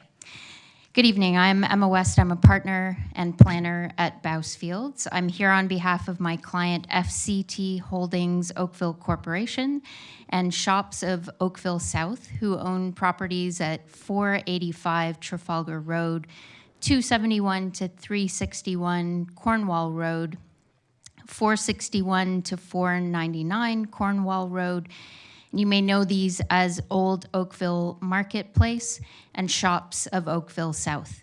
So these sites are located in the southeast quadrant of the Midtown Oakville area. You'll also note that my client submitted a letter through the submission process earlier today. Obviously, that was before the changes that were presented at the beginning of this meeting. So while we do reserve the right to digest that and come back with more comments, I think there are still some things that are relevant that I would like to raise. Clearly, there are going to be some changes to the plan. Some of those relate to some of the matters that we have addressed in the letter. But first, I do also want to thank staff for their hard work on this project. I mean, there's obviously been a lot of effort by council and staff that has gone into this. And we really appreciate the opportunity to participate in the process. We have been following along and participating at earlier meetings as well. So as I've said, we've provided a letter. We had provided earlier comments on an earlier draft before tonight's changes as well. And we're pleased to see that in the draft that was to come to council to this meeting today, there were a number of matters that had been addressed. And so we appreciate the ongoing dialogue and ability to participate in the process. I will say that our client was generally supportive of the plan that was being proposed this evening, subject to some changes that we requested in the letter. I won't go into all of that detail because I do know you have a busy night ahead of you and you had the letter, and obviously there are changes, but there are a couple of things that I do want to put before you, which I hope staff will continue to consider, and we'd be happy to discuss in more detail. As you know, these properties are part of an important commercial and retail hub in the community right now. And the exception that was proposed in the OPA that was to come tonight does not allow for the alteration or expansion or replacement of those existing commercial and retail uses. And so this is something that we want to keep talking to the town about because, as I said, these are really important retail uses that exist in the community right now. And if our clients did want to propose any changes to the structures that are there now, these policies that were drafted for tonight wouldn't allow for that. So we did include a recommendation for a revised policy that would allow for expansion, alteration, and replacement where it wouldn't preclude the long-term development of the properties in the future, and that would allow those standalone commercial and retail buildings to be permitted and altered as necessary in the shorter term. The other item that I want to touch on is the policies regarding landowners groups. We have concerns about these requirements for a landowners group because first, it's not really clear how the process would work, what constitutes a landowners group, when does it need to be established, meaning whether each landowner needs to be ready to develop before anyone can develop, and what does that mean to establish a group as stated in the policies, and then who administers it. Our client is an independent owner within the precinct that they are in. There aren't other owners within that precinct, and so they wouldn't rely on other owners and share infrastructure if their sites were to redevelop. So the way that policy written means that it would require that a landowners group be established for development, and that is broadly defined in the official plan to include any planning application. So if there was a minor variance application to alter the buildings that exist right now, a consent or expansion, they would need to enter into a landowners group to make that happen. So again, this is something that prior to the approval of the official plan amendment, we know it's going to take another form. That's something that I think needs some additional dialogue on. So there are a few other matters outlined in the letter that we'd also like to discuss with staff, and hope that that meeting can be set up as soon as possible, recognizing that they have a lot of work to do. We think these are some important matters. So again, I'd like to thank everyone for the opportunity to speak now. We look forward to hearing from staff, and we look forward to seeing the updated draft. Thank you. Thank you. And seeing no questions from council, you're done. Thank you. And next we have Graham Barrett.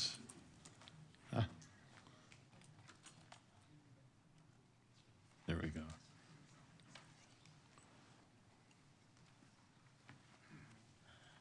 Thank you very much. Good evening, 10 council minutes. members, Mr. Chair. My name is Graham Barrett, SGL Planning and Design. We represent Oak Lane Park Investments. They're the owners of 570 Trafalgar Road. That's the site of Oakland Ford, the car dealership. Now, clearly with tonight's plot twist, some of this may not be timely, but I do foresee similar policy coming back with a different draft of an OPA. So I'm going to proceed with my presentation as written.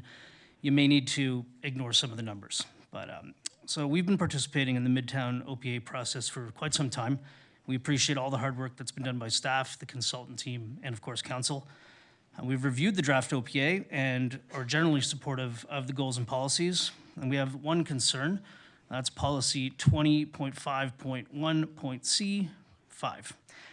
That states that development in the Trafalgar precinct should include a minimum of 30% of the total GFA as non-residential uses, such as retail, office, commercial, or institutional.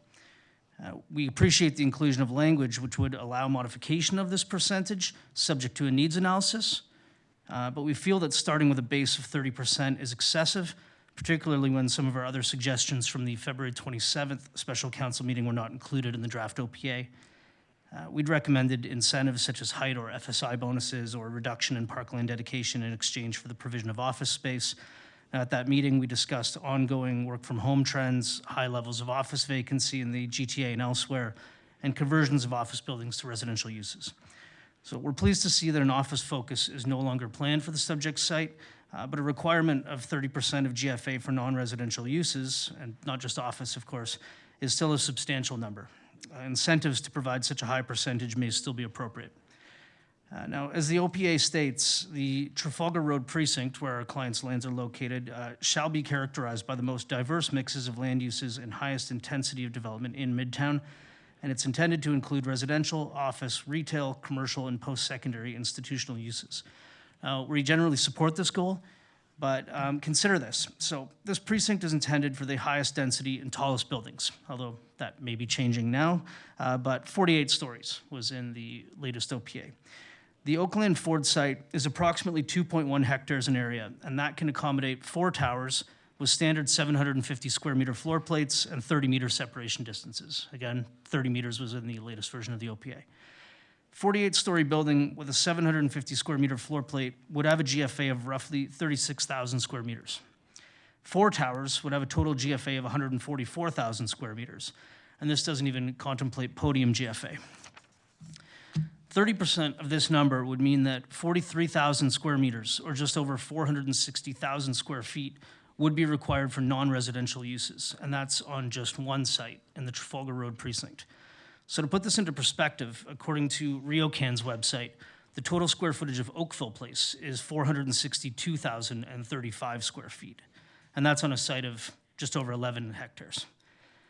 So we appreciate the inclusion of an exception in the OPA permitting the continued motor vehicle sales and service use as part of a comprehensive mixed-use development.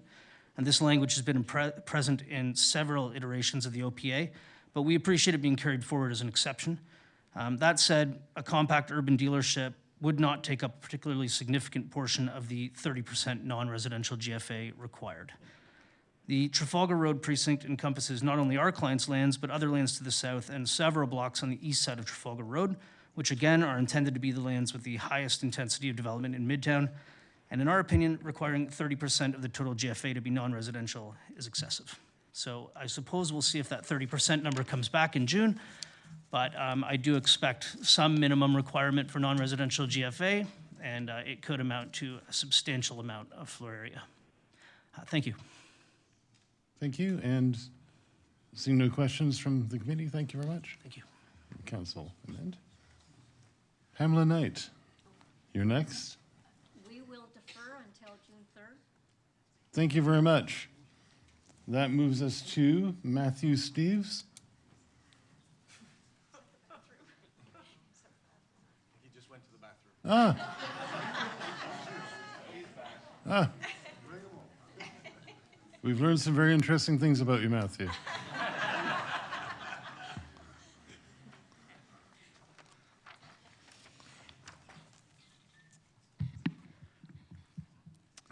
Well, I guess, timing means everything, right? So, especially this announcement at the start of these meetings. I mean, perfect timing, brother. Well, let me introduce myself. My name's Matthew Steves. I'm a first-year student at the University of Waterloo. I study architectural engineering. I'm currently working with Mr. Sprosson, who you heard from earlier tonight. I'd like to thank him, first of all, for giving me the opportunity to work with him. It's been quite a unique experience. It's something that I'll treasure as I start, my career in this field. And Jonathan mentioned earlier that I would kind of do the showing of a sort of alternative of this Midtown presentation. And since we're heading towards a direction, I find it's almost supported my presentation rather than kind of summarized others. Can I have the above camera, please?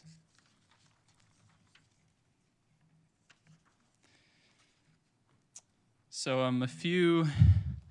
previously we brought up this rough drawing at a previous presentation and to meetings with the planning department, and we were told we would look into this concept a bit further in terms of the heights of these buildings, the layouts, the open space, the community areas, and the livability of the community. And that's what we have for you today. So this new OPA, what could it look like? What does it look like in terms of images and not just in words? It can have a variety of building heights, starting at mid-rise as shown in the yellow buildings, ranging from 3 to 6 stories, or the orange buildings, which could be 10 or up to 20, depending on what is decided on those lots. Red buildings indicate train station area, and as well as all the green space you can see. Blue indicates public areas like libraries, schools, and community centers. So what does this concept actually look like, and how is it a legitimate alternative? So as you can see from above here, there's lots of green, lots of open space, but also plenty of area for building. All the orange towers you see are actually high-rise towers. They just aren't too congested, and they are placed in a way so that you have a human-scale community center located near this blue building here, as well as schools that have adequate green area for sports fields for kids to play in. And yes.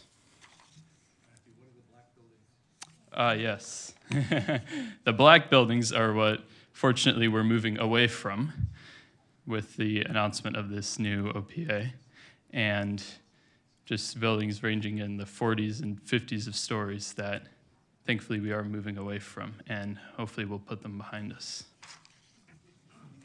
They're just there for scale. Yes, they are just there for scale. As you can see here, these are more close-up images of the certain areas.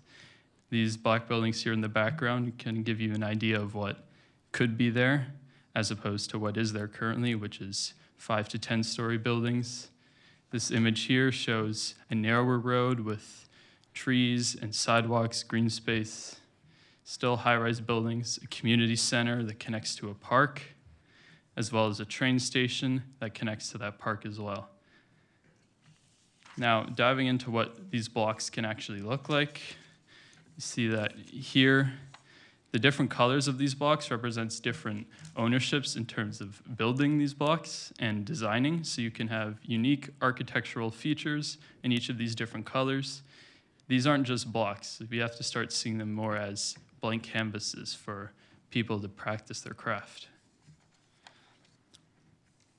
And this concept here shows actually retail at grade throughout the whole building with elevated green space for residential. And this has about 300 residential units, and which is around 600 to 700 people, and as well as retail throughout the bottom for another couple hundred jobs, as well as parking underneath. Parking situation underneath can either have retail below grade, entire parking, or partial retail below grade. Hence, that's solving the issue for replacement of retail that would otherwise have residential exclusively in that area. And just in general, why is this concept defensible? I mean, a few weeks ago, we were told that this concept isn't entirely defensible, but I mean, we beg to differ, especially considering where the OPA is heading. It's used in cities around the world. This isn't a new concept. This is not a new thing. What was proposed before was a new thing. A city within a suburb, I don't think that's anywhere else in the world. But this is a concept that's used in Europe, it's used in some areas in North America, and it works. And it works. It creates cities that are the pride of their area that people want to live in and want to visit. It's flexible. It can accommodate a variety of unit sizes and types, lots of open space, and it exceeds required numbers. On this one half that I modeled here, using this software, it calculated that there's about over 7,000 units of residential and commercial on this one half. Applying that to the other half, you can estimate around a total of 30,000 people, or even more if these towers were merely just changed to 15 or 20 stories instead of 10. When you start designing for lives, when you start planning for lives, when you start building for lives, you really start to see the positive feedback you get from those lives you are building for. Numbers won't cut it when you're planning. Numbers won't cut it. If you're aiming for a number, you're not aiming to win over the community you're building for. Thank you.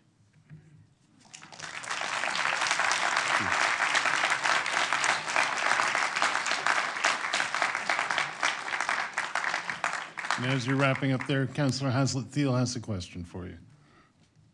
Matthew, can you just remind me, some of the buildings that you're proposing, what is their environmental value to the community?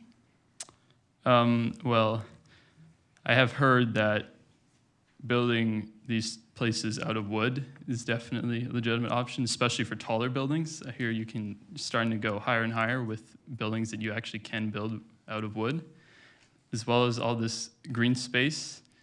You have all these areas to plant trees that helps with the environmental area and just for the well-being of the people living there. Like just knowing you have a space where you can set yourself, lots of space between you and other buildings. It's a relieving feeling sometimes, to get away from the bustle. And if you can do that so close to home, it really means a lot. My other question is just in terms of speed of development. So one of the concerns around the country is our ability to build houses more quickly. How fast can these be built? I would say, if we come together like we already have to kind of push a forward-thinking concept for Midtown, and with cooperation and with smaller companies being able to build these, because they are smaller and there are more smaller companies that want to build and that are located nearby and that have workers in the local area who are motivated to help their own community. There's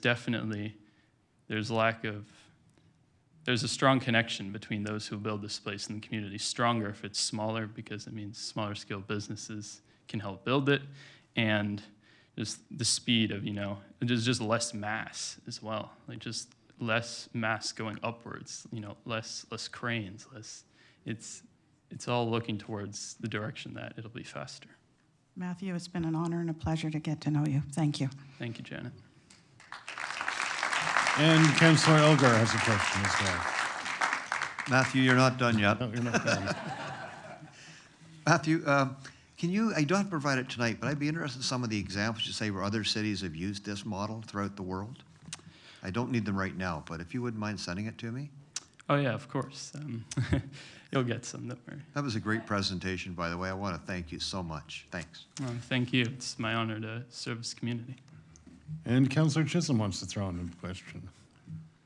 Thank you, Matthew, for the presentation. Well executed. I think what we look at is common sense, and I think sometimes we lose track of what that's all about. What you presented to us tonight, the question I'm asking, to frame the question, with our motion or resolution coming up with 35,000, would that accommodate what you're putting on the table tonight at a 35,000 population? Most definitely. First of all, we were told at previous meetings that it would be advised that we set our kind of alternative solution as a minimum. And from there, we can look at how to add on to that to make it reasonable. And as I was saying before, these current images show 10-story buildings, and that already is near to 30,000 people or the high 20s. If you make them all 12 or all 15 on average, then you're already there. If you make them all 20, you're well above. If you add a couple more towers where there's less, it's entirely flexible and it's entirely attainable. Thank you, Matthew. Well done. Thank you. Okay, thank you. And next we have Harry Shea.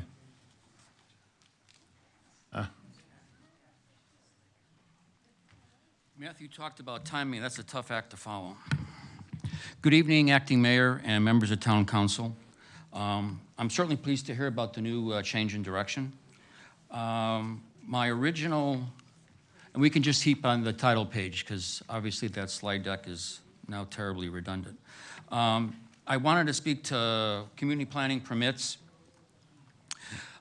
With the new draft OPA going to be written, can it be written to say, shall use a community planning permit system as opposed to may, which is in the current draft?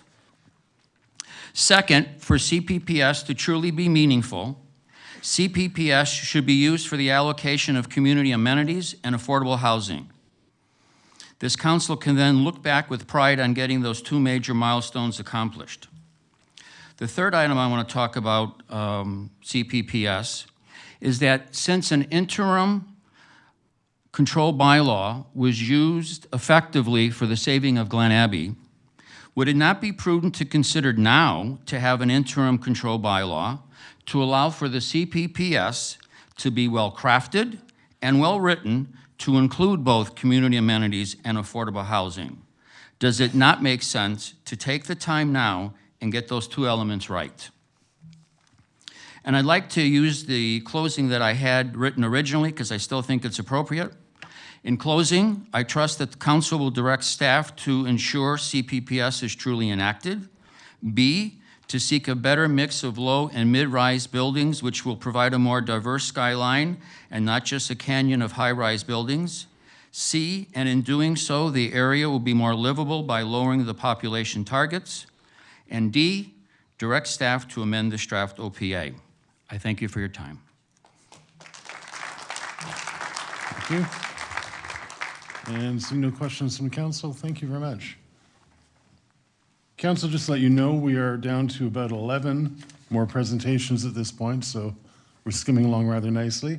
And hopefully this tradition of speaking quickly will be carried on by Carolyn McMinn, who is next.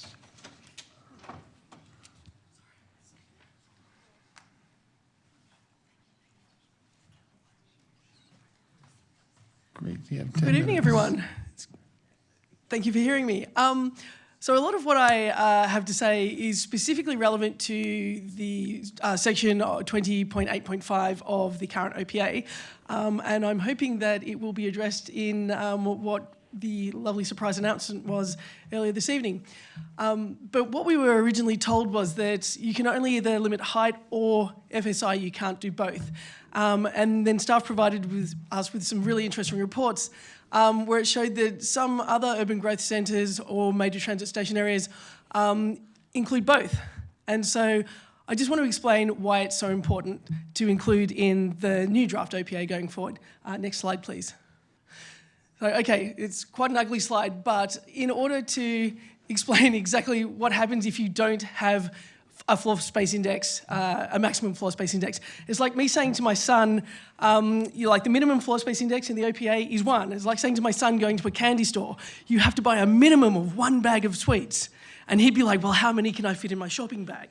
Okay, that's exactly what happens with FSI, if it's not included as a maximum in the official plan amendment. You could end up on a 1 hectare block. You could end up with 4 and possibly 5 50-storey towers, which would give you a floor space index of between 16 and 20. And that depends on the size of the base plate and how the developer chooses to taper the tower, which is something that is just not what we would want to see in Midtown. You can have the next slide, please.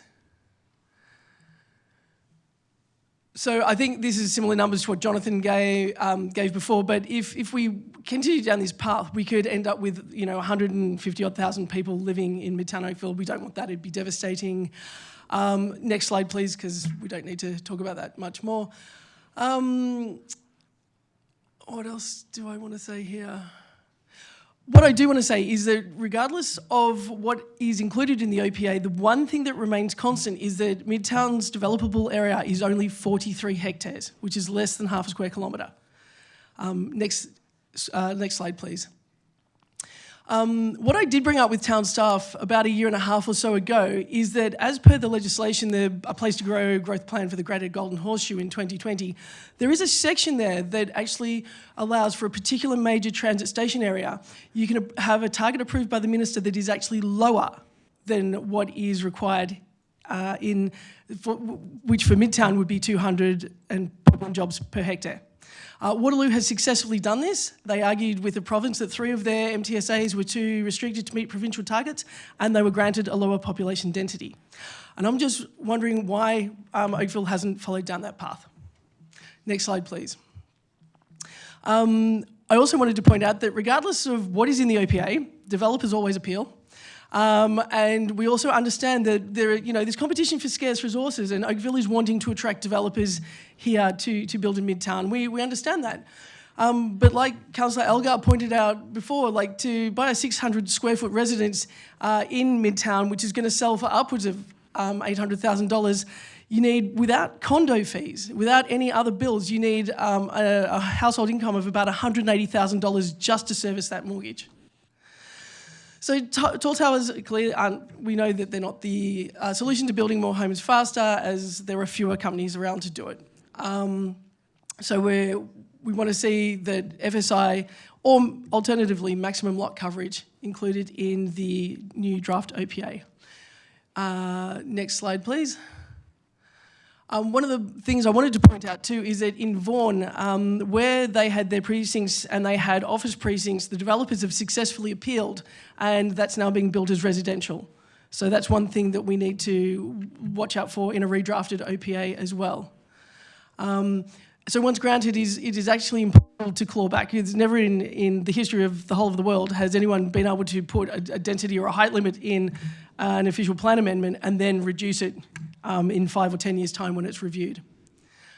Next slide, please. And that's it. Thank you. Well, and there are no questions. Thank you for your energetic presentation. Next, we have Doug Plant. I'm going to pass. I think you've covered it all. Thank you very much. That's a good answer, too. Jim Goodfellow. Jim Goodfellow's next. There we go.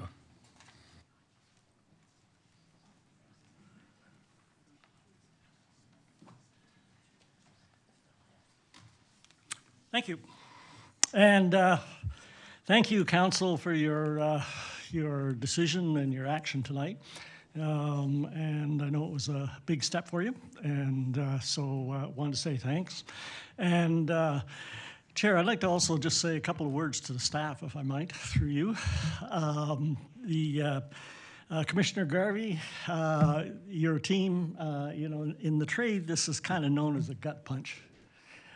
So I know what you're going through in terms you put a ton of work into the effort. You and your team have got to rebuild.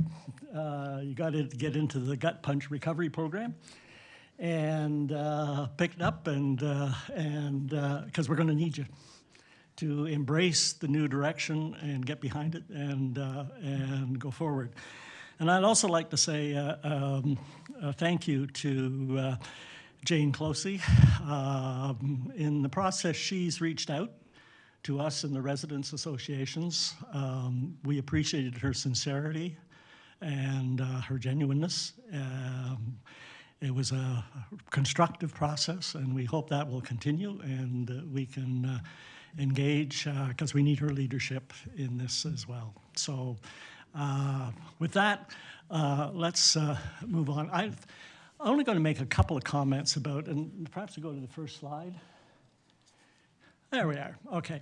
I'd come up with this little model of the OPA process, the OPA construction, and to frame my comments, and I'll skip the comments, but I'd like to just think, as you look at this, you know, and you look at an OPA and going forward for a new OPA, the critical components, I think, are in the upper right, is the population growth. It has to be centered around, you know, what we expect and what is the target and what is the population and density targets. On the right is what's the solution. And you can see the line across the top is how does the solution match up with the expectations. And then in the middle is the strategic goals, the vision, objectives, and the previous speaker did a great job of outlining that. And I think you need to revisit those and make sure that they're aligned. And then the bottom is the infrastructure, the more detailed components of the OPA. And there's work to do there in terms of the shalls, the shoulds. You know, occasionally a specific measurement pops up, like 12% of parkland, 12% of total land kind of thing. Wherever possible in the new OPA, I think you have to have measurable objectives. You know, not down at the KPI level, but measurable objective, the big level, like the parkland, so that you can, future councils can track this and see how we're doing. So, and you can see on that thing, I've got every dot is connected. Because that's, you have to look at this as what's the component, how do the things hook up? And to illustrate that, let's just take the population piece. So go to the next slide. So here is the parts of the, and let's look at this in terms of for the future OPA. Okay. So the first one is out of page A3, and the specific says the growth plan requires that Midtown Oakville be planned to achieve a minimum density of 200 residents and jobs combined by 1931. We all are familiar with that. Okay. Well, that's a target. That's kind of specific. We got to know what it is. It's been around since 2006, I think. Okay. Now let's go to the next one. Ultimately, Midtown Oakville will accommodate a significant portion of the town and Halton's regional required intensification to 2051 and beyond. Well, what is required intensification? Is that the same thing as density or something different? So I have no idea what that means. But there's a hint. There's another part of that page A3 that says, on November 4th, 2022, the Minister of Municipal Affairs approved the regional plan with 45 amendments. And so that sends me off to ROP, the regional plan number 49. I go off to that and I find table 1. And then I find that there's actually a specific target for Oakville for 349,000. Okay? So that's not exactly clear. And why are you sending me in an OPA to another document to find out what the 2051 target is? And then I read the report comes out from for this meeting.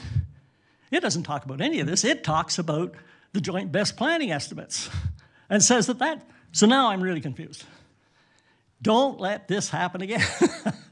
The OPA, in the new OPA, I think the principle should be it stands on its own, and it has to be clear and specific and not with, words that lead you confused and future councils will say, well, what the heck did required intensification actually mean? So that's the message for kind of that. Okay, let's go to, skip ahead and see if you can find, keep going. Oh, these were great charts here. It's too bad you're not going to see them.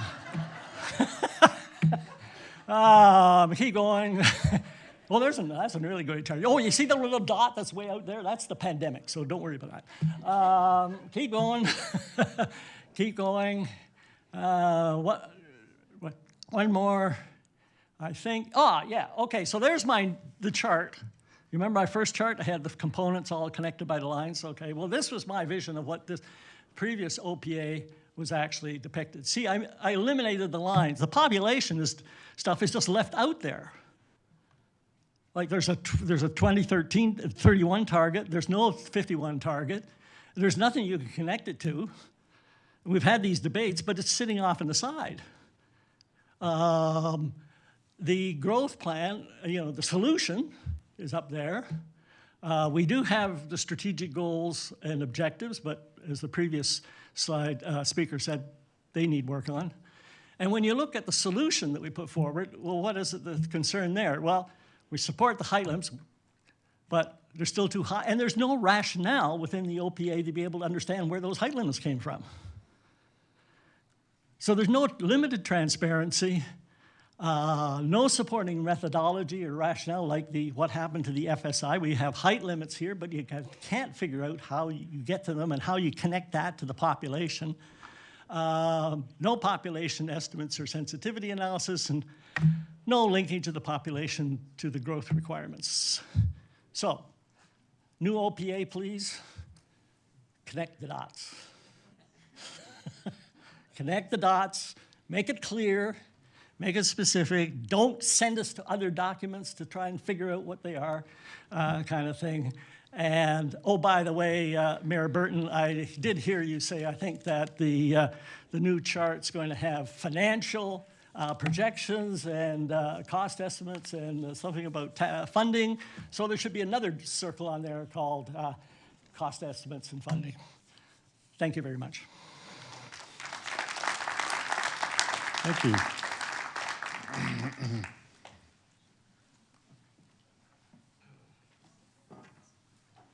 Great. So next we are going to be hearing from Rick Snidel.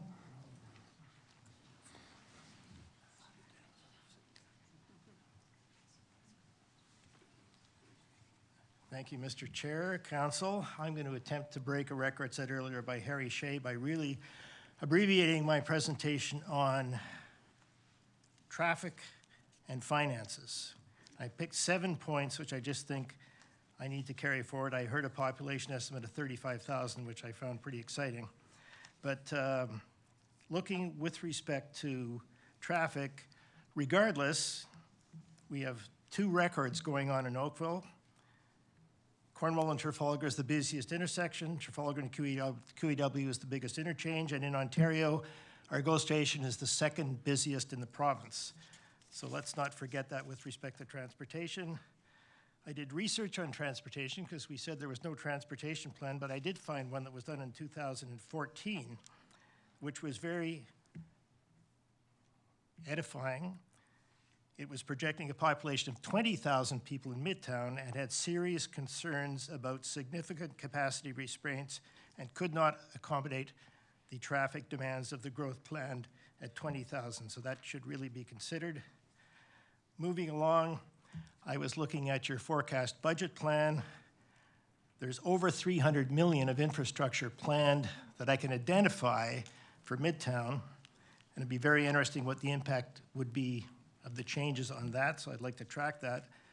I was very concerned that your current reserve for development charges, which sits at 185 million, was going to drop negative in 2028, and was Midtown a big part of that drastic drop in your deferred development charges? And finally, let's not forget to do the strongest OPA possible because developers and OLT will be looking at it. That having been said, I was delightful to hear the news today from our mayor, and I'm looking forward to reading that document as well. Thank you very much. Thank you.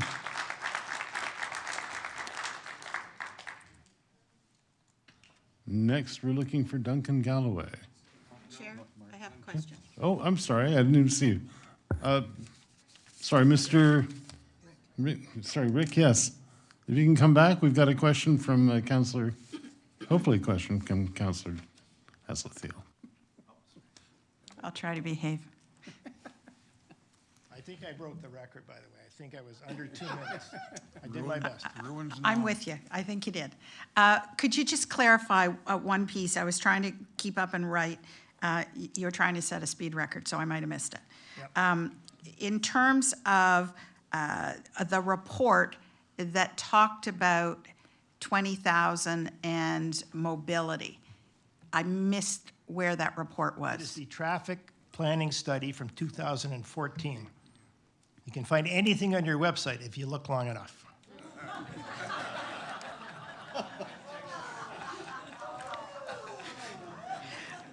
Okay. That is the most recent one, which was my point. You can sit down now, sir. Thank you. Thank you very much. And we will continue open mic night with Duncan Galloway now.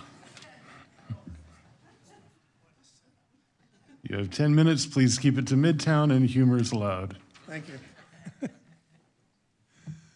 Okay, so I guess my focus from the very beginning on this subject was trying to find a balance between what's defensible, and I guess I'm thinking of our poor planners here who have to worry about basically managing developers' needs as well as managing our public's needs for something that's livable. And those things quite often are pretty opposed. Can I go for the next? Actually, go one more. Okay. So we've got to find this right balance. In extremes, we've got the dystopian blight of a Blade Runner environment. And essentially, what drives you to the left of this chart are the profits on land that drive developers to need density in order to have an economic project. And we've heard some of the developers tonight, I think quite validly saying, guys, how am I going to make my project here economically feasible, or I'm just going to leave it and not bother and I'll go elsewhere. So that's an issue.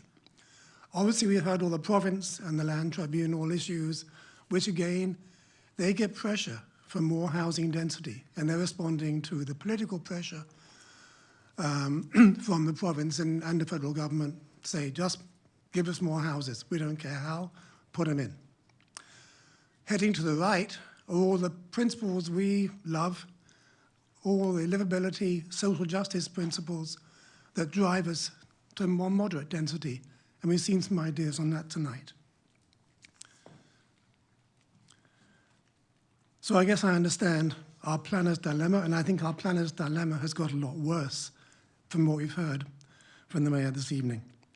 And I guess I sympathize in some respect with that, because the developers are sitting on land which has a high cost. And that's a fact.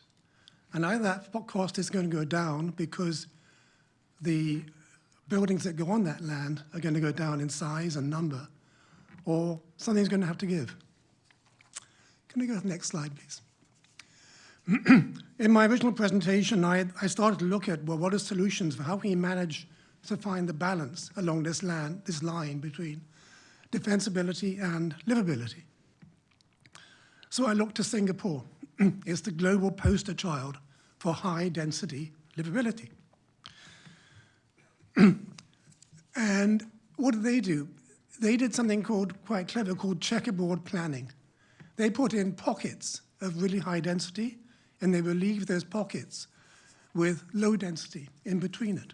And we could do the same here. You could still have a couple of high towers if we really had to, if the developers really said, I can't build anything else, and it's just going to sit there derelict until the land prices, or until the pressures mean that I can build. Or you add some low density in between those pockets of high density. The other thing which Singapore does, second point, is they put in neighborhood community centers in every precinct. not just for a large number of people. They say we have high density, we need to support the people in that high density environment. Next slide, please. They also, maybe easier in Singapore than in Toronto, in Oakville, draw nature close to people. They have achieved 50% green cover in their city. One of the highest density cities in the world with all that green cover. And we heard from our OMG friends today, one way of doing that. So they identified areas where you can get vertical green space. They have policies and incentives to help developers put in green space. In our particular location, we could make sure there's access to the 16-mile Creek Ravine. Right now, there isn't. They integrated water into their environment because it cooled in summer, and it was really pleasant in winter for us to skate on. And obviously, you reduce the heat island effect. Next, please. And the last thing they did is what they called it 3P partnerships: public, private, people. In our language, that's the town, and that's developers, and that's us residents. And they always had those three sets of people working together in collaboration to manage the tensions between their different interests and build stakeholder support for a solution that worked. Now, our history, and you've heard some other delegates tonight complaining about we don't like the process so far. I felt it as a process where we weren't trusted. We weren't given the information we felt that should have been there. Over time, I felt, particularly in conversations with our planning colleagues, we got a lot closer. But in the end, we did not have that collaborative, trustful working relationship that could have worked, and which Singapore does do. Thank you. One more. Next slide, please.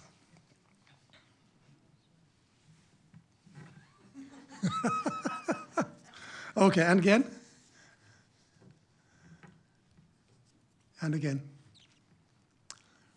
Okay, so then I also brought in some ideas from the Toronto, which has tall tower guidelines, and I'm sure our planners are familiar with those. Just a few things I want to specify for our next version of this plan. It specifies, it doesn't just suggest it was a good idea, it specifies a range of ownerships, types and unit size choices, large units for families with children.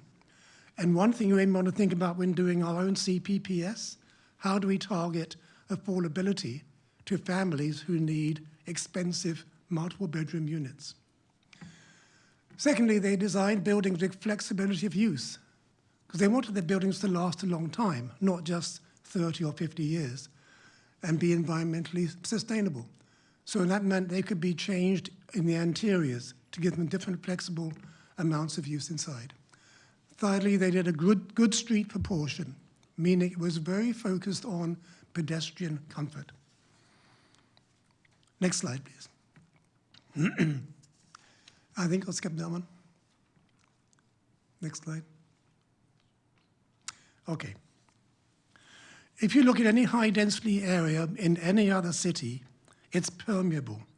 There are multiple ways for people to enter and exit along a dense network of streets and transit and paths. Midtown is not permeable. It's an island of density, trapped on the north by AQEW, on the south by the railway, on the west by 16-Mile Creek. Livability here is going to be really enhanced when you do our next plan if we really do have these multiple foot and bicycle bridges giving access to the north, south, and west. And I've circled where those are. I've also got a circle on the far left. A delegate in one of our last meetings suggested a footbridge across 16-Mile Creek attached to the QEW structure. That would reduce costs, and that would then give car-free access across to Kerr Village. These bridges, I think, should not be a footnote for a distant future. They should be urgent item built first to support livability for those who live in Midtown. I think that concludes my comments. Thank you. Thank you very much. All right, thank you. Done, thanks. And next we have Anya Dunning.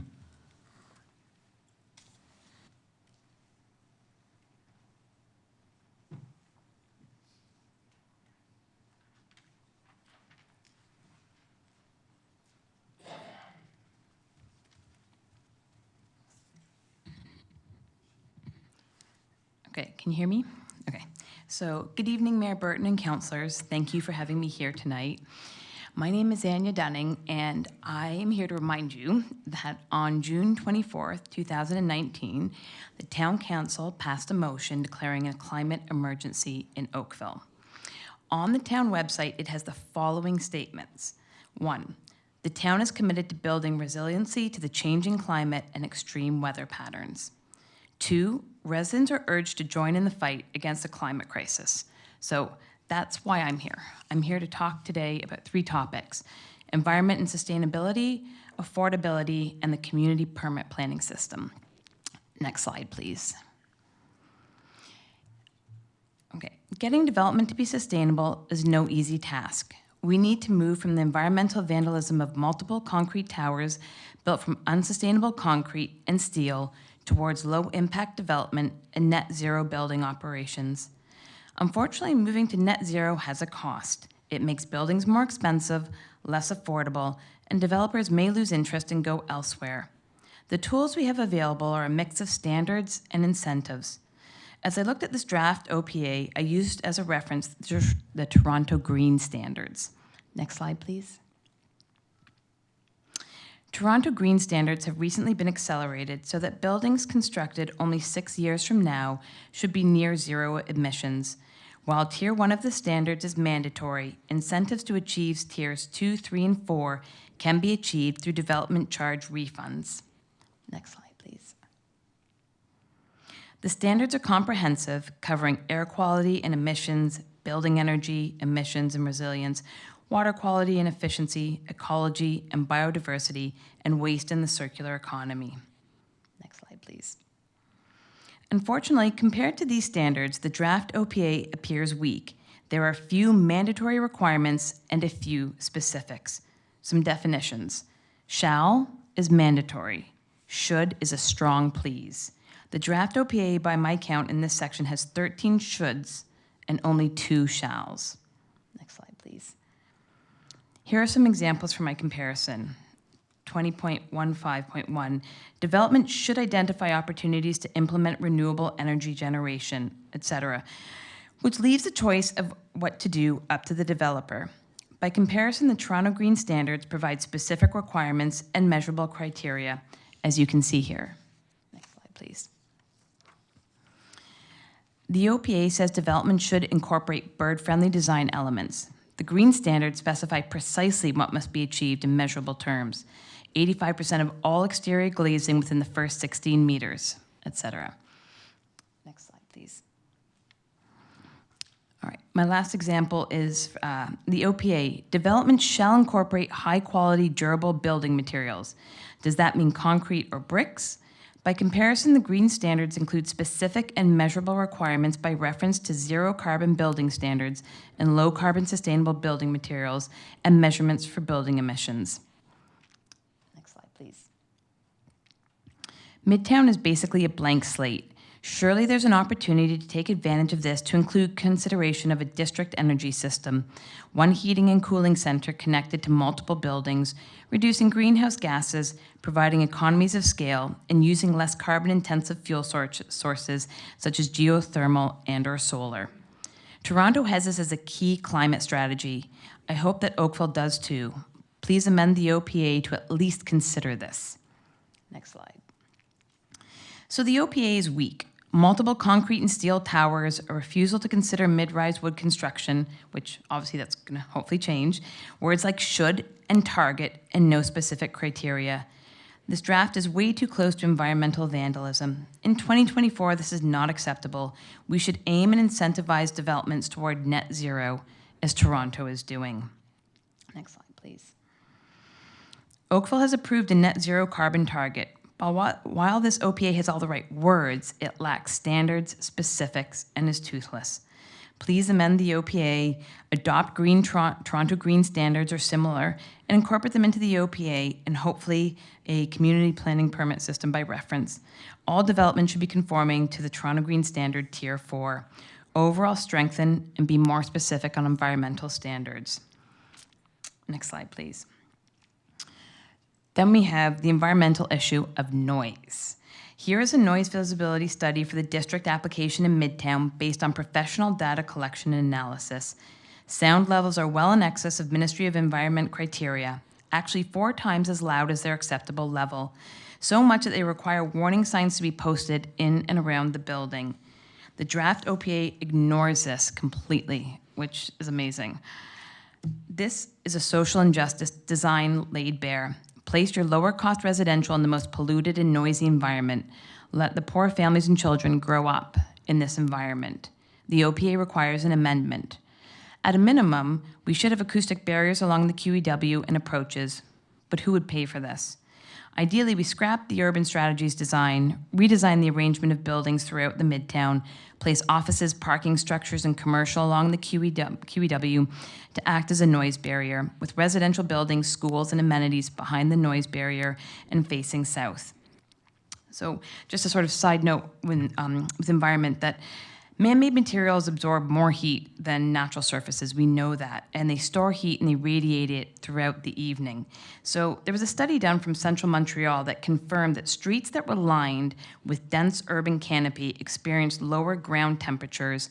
And these temperatures were observed all the way up to 20 stories. So along with the environmental issues I have mentioned, trees are also important. We know that climate temperatures are rising, and this is one way that we can help to try and mitigate the effect and the heat that you're going to feel in this island.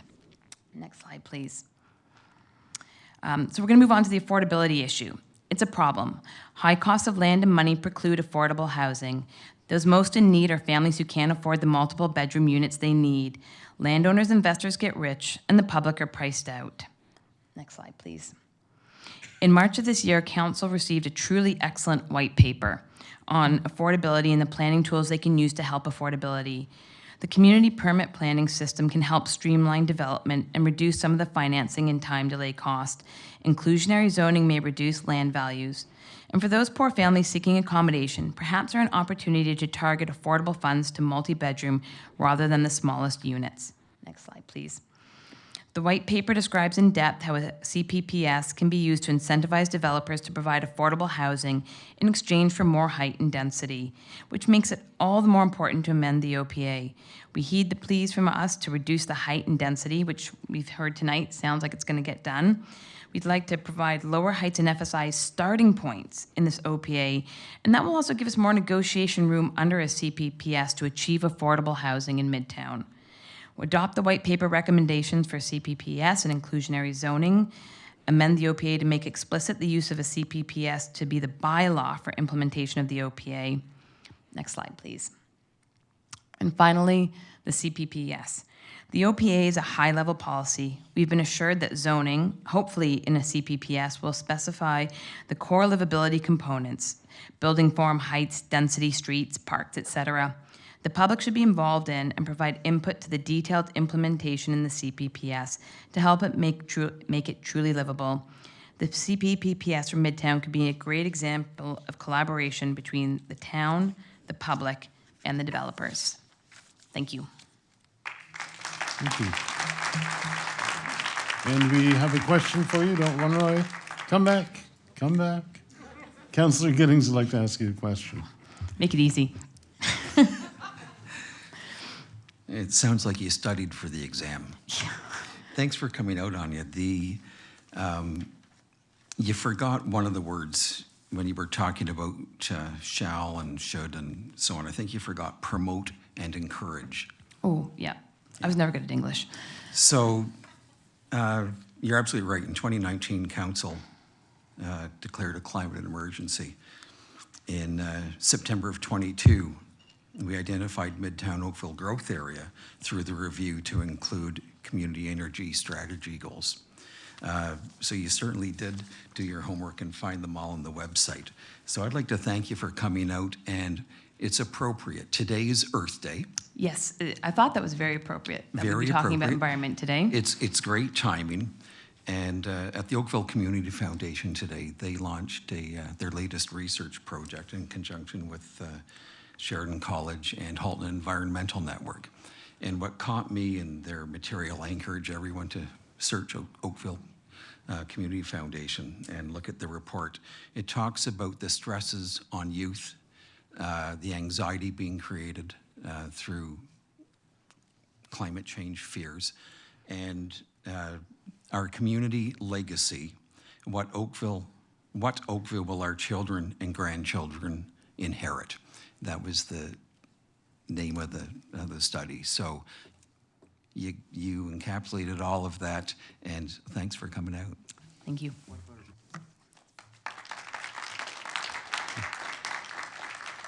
And hopefully this is a question from Councillor Elgar. Come back. Thank you. Just a quick question. Does the staff have a copy of your presentation that you could share it with us? Yes, you do. I thank you. Yep. I'm assuming so. It went to town clerk, so I'm assuming it was sent to We you. most likely Yep. have it. Yep. Yeah, it'll be on our website too. Okay. Great. Anything else? Thank you. Thank You're you. free.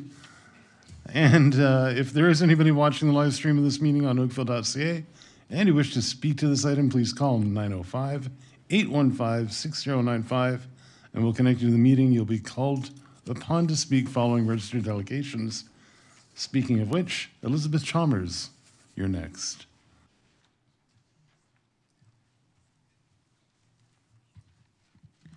Good evening.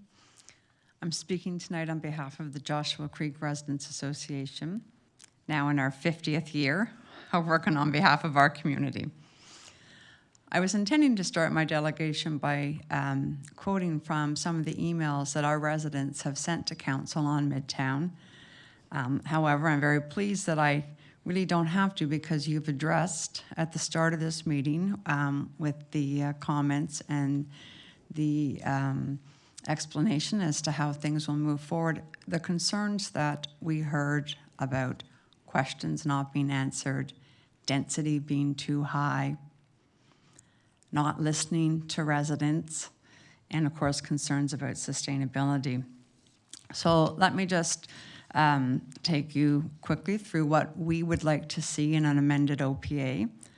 I don't think it'll be much different from what you've heard here tonight, but it's also important to recognize that residents across the town have all come to the same conclusions. So we are hearing the same things from our residents. So we would like to see the population estimates for Oakville of 349,000 per the Halton Region's official plan amendment, ROPA 49. We would like the building heights to be reduced to 20 stories. We would like to see a maximum FSI included in the OPA.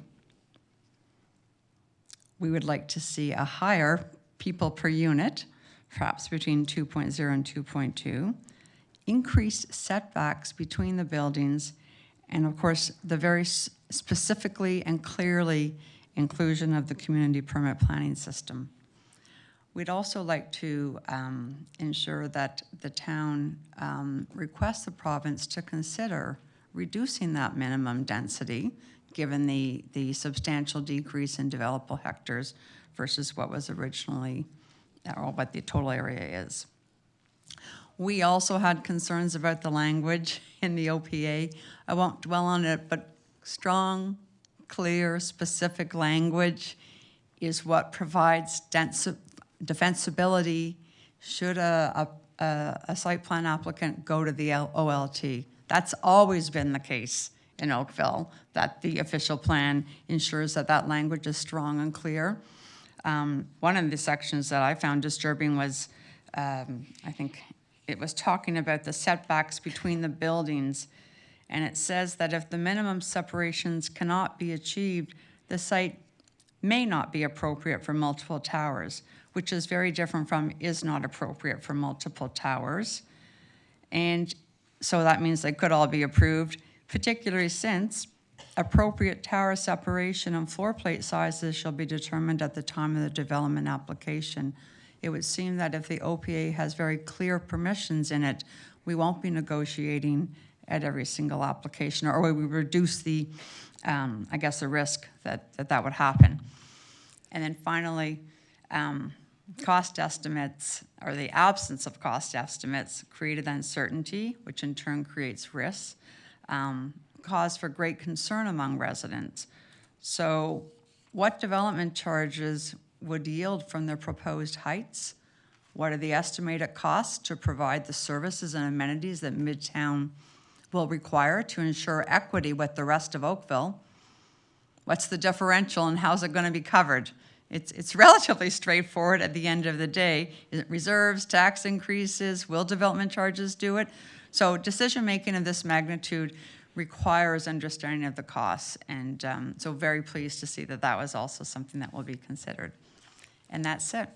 Thank you very much for listening. And thank you again for listening to residents, the many residents who have come forward. It's very gratifying to see how many people are attached to Oakville and attached to the livability that we all currently enjoy and would like to see for other people moving here. Thank you. No questions? Okay. As we're moving down our speakers list once again, if you're watching from home, 905-815-6095 will connect you to our operators and you can make your comments if you wish. Next on our registered delegations, we have Claire Mary.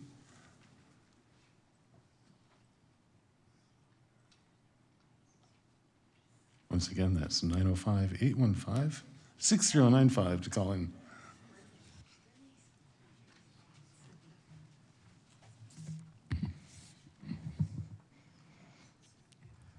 Hello. If you'll afford me, I don't think I'm going to really change my what I had written down very much based on what's happened this earlier on. But yeah, good evening, council, town staff, consultants, and to the caring patrons of the town in the audience. Good evening. My name is Claire Mary, and tonight I would like to delegate on why I do not think that this OPA and development plan for Midtown is ready for approval. I'm a local resident who was raised here. In school, I studied finance, and for the past 7 years, I have been working as a carpenter and a construction site supervisor. I know and I love buildings, their environment, and their inhabitants.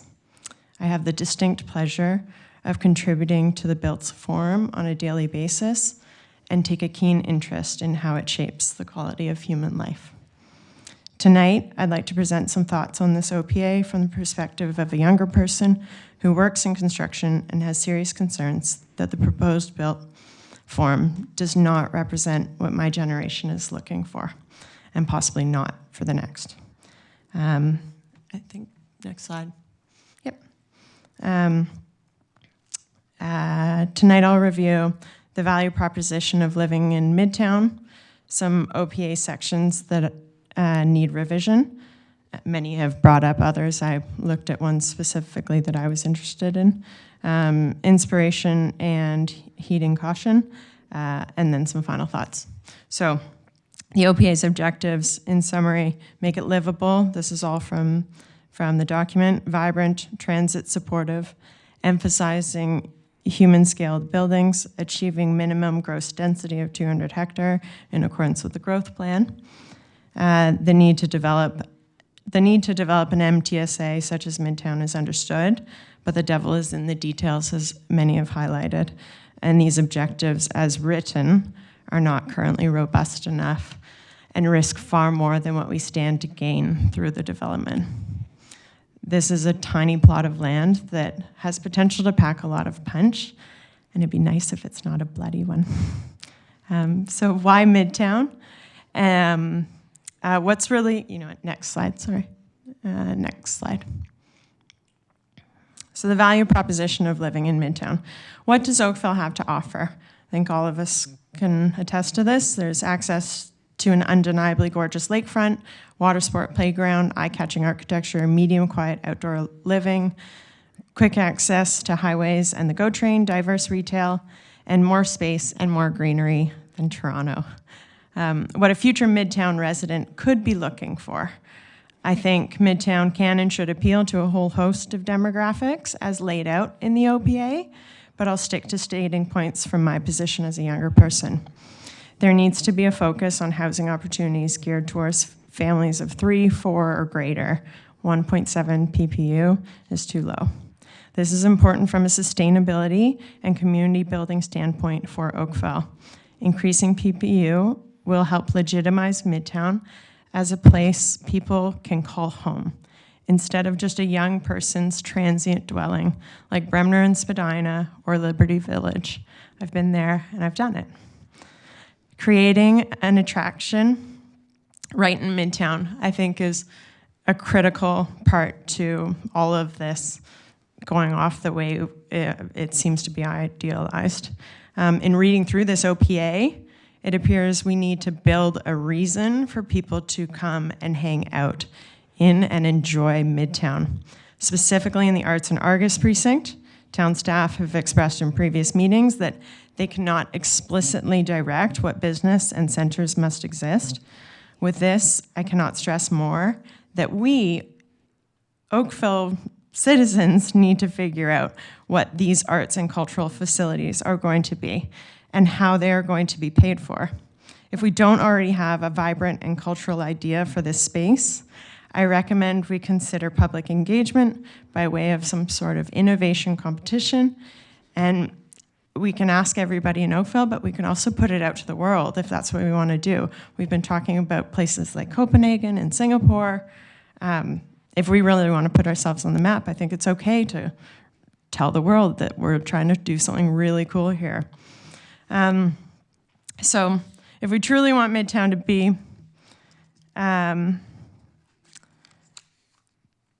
a destination, not just a place people live in and commute to other places from, we need to take this action seriously, swiftly, and hopefully with a dose of fun before things get so prohibitively developed that we can't establish an appropriate space for something cool.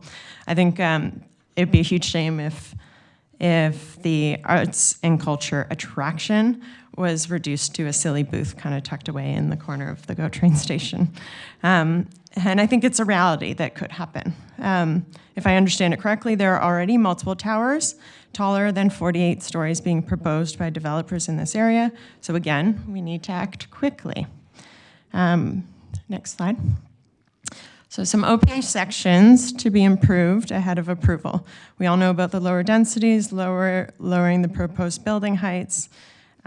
This really is the crux of the development. Even at the new limits, I think there's still a conversation there. And then it's also necessary to keep these in mind as it relates to specifically the OPA's objective that emphasizes human scale building. Section 20.5, precincts. Again, this surrounds around language, so libraries and community centers are not institutional uses that are to be attracted. These facilities are an essential component of any community and must be embodied in the OPA. As far as I'm concerned, they should be a right, especially in our town. A failure to plan for these would be unfair to future Midtown residents. 2017-4, monitoring. I think you are going to address this, but we can't just monitor traffic construction or traffic characteristics as laid out in the OPA. There needs to be a pre-construction traffic study, forecast based on area plans and projected population targets conducted right away. A traffic flow management plan needs to be created for the duration of Midtown's development, as well as a permanent traffic mobility plan. Not doing this is a surefire way to ensure this project fails. Midtown will become a bottleneck, and the whole point to densifying this specific area will have been lost. No one will be able to get to the train, bus terminal, or out to the QEW by foot, car, bike, or otherwise. There needs to be a holistic approach to this being transit supportive, that harmonizes the systems we have in place currently with the prevailing transportation of the future, and keeping in mind that cars will not disappear anytime soon. Section 2017-3, area design plans should be a must, not a maybe required. From a construction person's standpoint, and I hope you read through that list extensively, every item on that list needs to be accounted for and planned with absolute precision. I know that, being in construction, if those aren't, then things will make the local patrons pretty aggravated. This land is so small, so vulnerable, to traffic, so sensitive, our river, and so critical for Oakville's vitality. 24.5, utility, mentions dog parks, but none of them have actually been planned for. With high density planned for 1 square kilometer, there's a guarantee there will be many dogs. You need to increase the 12% park space and make it true green space, because nobody likes the sight or the smell of a dog pooping on concrete. Developers will not prioritize this unless you make them. Environmental concerns, increase the setbacks from the 60-mile creek and lower the height and densities overall to preserve and protect natural ecosystems. Increase protections of the embankment by adding erosion control. This is specific to construction, and enforcing zero tolerance for polluting. The riverbank right now is like honey to a bear for garbage, and polluting it will have downstream effects in other areas of Oakville. Midtown's development during and after construction will create human pollution problems that need to be planned for across all neighborhoods. 2015 sustainability, I think people have captured this quite well. I work in construction, mass timber building, I think, is a great solution, and looks like the Ontario Building Code is going to start passing quite a few allowances on it. Next slide, please. A couple quick images. Actually, we can just flip through these quickly. Go ahead, go ahead, go ahead. I assume you're heading towards the conclusion. I am, yeah, sorry. Okay. This is my last. I think we have a really unique and cool opportunity here to open up and welcome many to come and live in and enjoy what all of us across Oakville are so fortunate to have. But this development plan still carries an extreme high risk of being a disaster. I would prefer it if that weren't our legacy. I ask that you be really critical of this plan and its revisions. The devil is in the details, and if these items aren't accounted for, it will render Midtown a frustrating place to live, plagued by comparison of what is on one side of the tracks or one side of the highway and what's on the other. Many of us are here because we care and because we do not want to create that divide. Harmonious neighborhoods are happy neighborhoods. I appreciate the opportunity to be involved in this process, and I hope you continue to afford us that. Yeah, we really do care about future generations, so thank you. Great, thank you. You do have a couple of questions?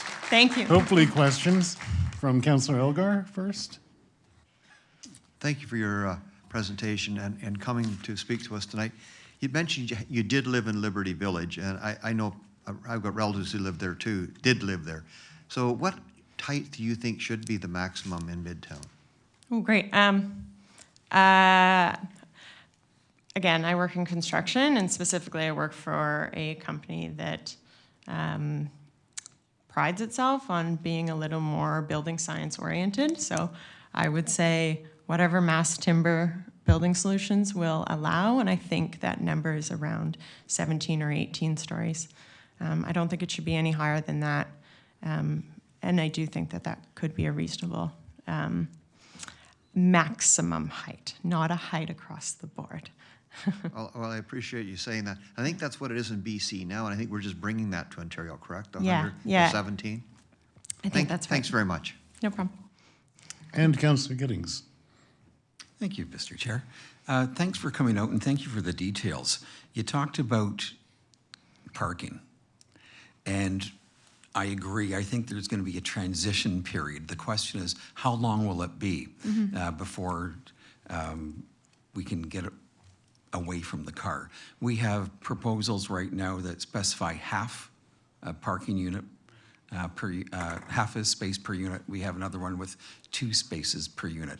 How would you suggest we handle the transition, realizing that we may be building spaces that aren't needed in 10 years or 20 years from now? I wish I had a crystal ball, and what I'll share is that I think this idea that of the autonomous car has come up quite a bit, and I'm not convinced that having autonomous cars will actually lessen the number of cars on the road or the number of cars that need to kind of pull over somewhere and idle temporarily. I think that, the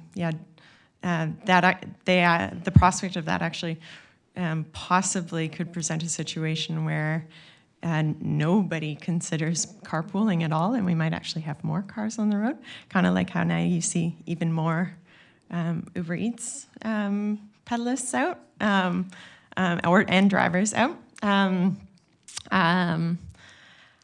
So I think that you can do parking garages, and I think that a certain amount of parking on the street is necessary for accessibility reasons, of course, but also typically it's used as a snow management storing facility in winter months. I know Montreal is pretty famous for that, and I do think that if we densify the way we're talking, you will need to have those sort of plans, especially from a stormwater management. I think parking garages will, half is my answer, I think. All right, and so Yeah. build in car sharing, ease of cycling, there's a rich active transportation plan. So do all those things and hope that we transition sooner rather than later.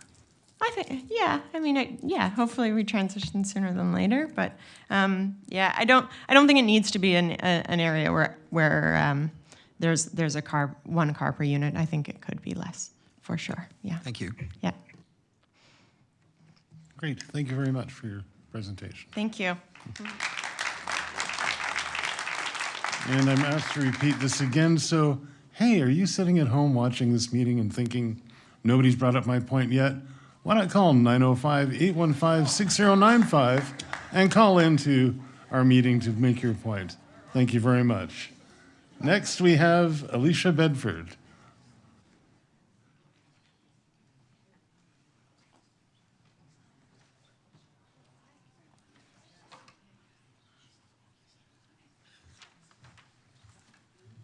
Hi, good evening, council members. How are you?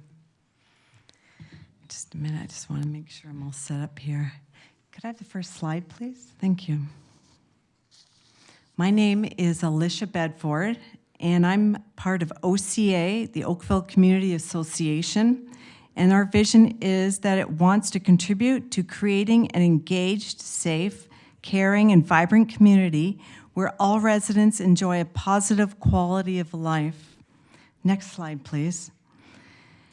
As a member of the Board of Directors for the Oakville Community Association, I am here this evening to provide some comments about the Midtown Development Area and the pending proposed official plan amendment, the OPA. There are some issues to consider, and I know we've brought some of them up, but I think they may be important to bring up here. Thank you. Next slide, please. Midtown has many issues, including not limited to severe traffic congestion, high density, tall buildings, high costs of infrastructure, negative impact on the local airshed, and healthcare, considering that Oakville Trafalgar Hospital is already at near capacity. A number of these issues have not been adequately dealt with in the proposed official plan amendment. Next slide, please. It is important to talk again about optimization and maximization, and how the Land Tribunal has decided as of late to prefer optimization. Optimize is defined as to make the best or most effective use of a situation. It's about return on investment, seeking results relative to the investment required, whereas maximize is about making as large or great as possible. It's about raw return, about getting maximum revenues and profits. Next slide, please. As a reminder, we mention again the case of Eden Shaw Elizabeth Developments Limited versus the City of Mississauga, for example, where the Land Tribunal said the proposed development was too ambitious, and this represent maximization, where they need to consider optimization was preferred for this site. Next slide, please. It is clear in this decision that the tribunal did not, I repeat, did not accept a situation of maximization and preferred optimization, which is exactly what should be the plan for Oakville. And it sounds like everyone's in agreement with this. Hopefully the council members and the mayor will be in agreement of this. Next slide, please.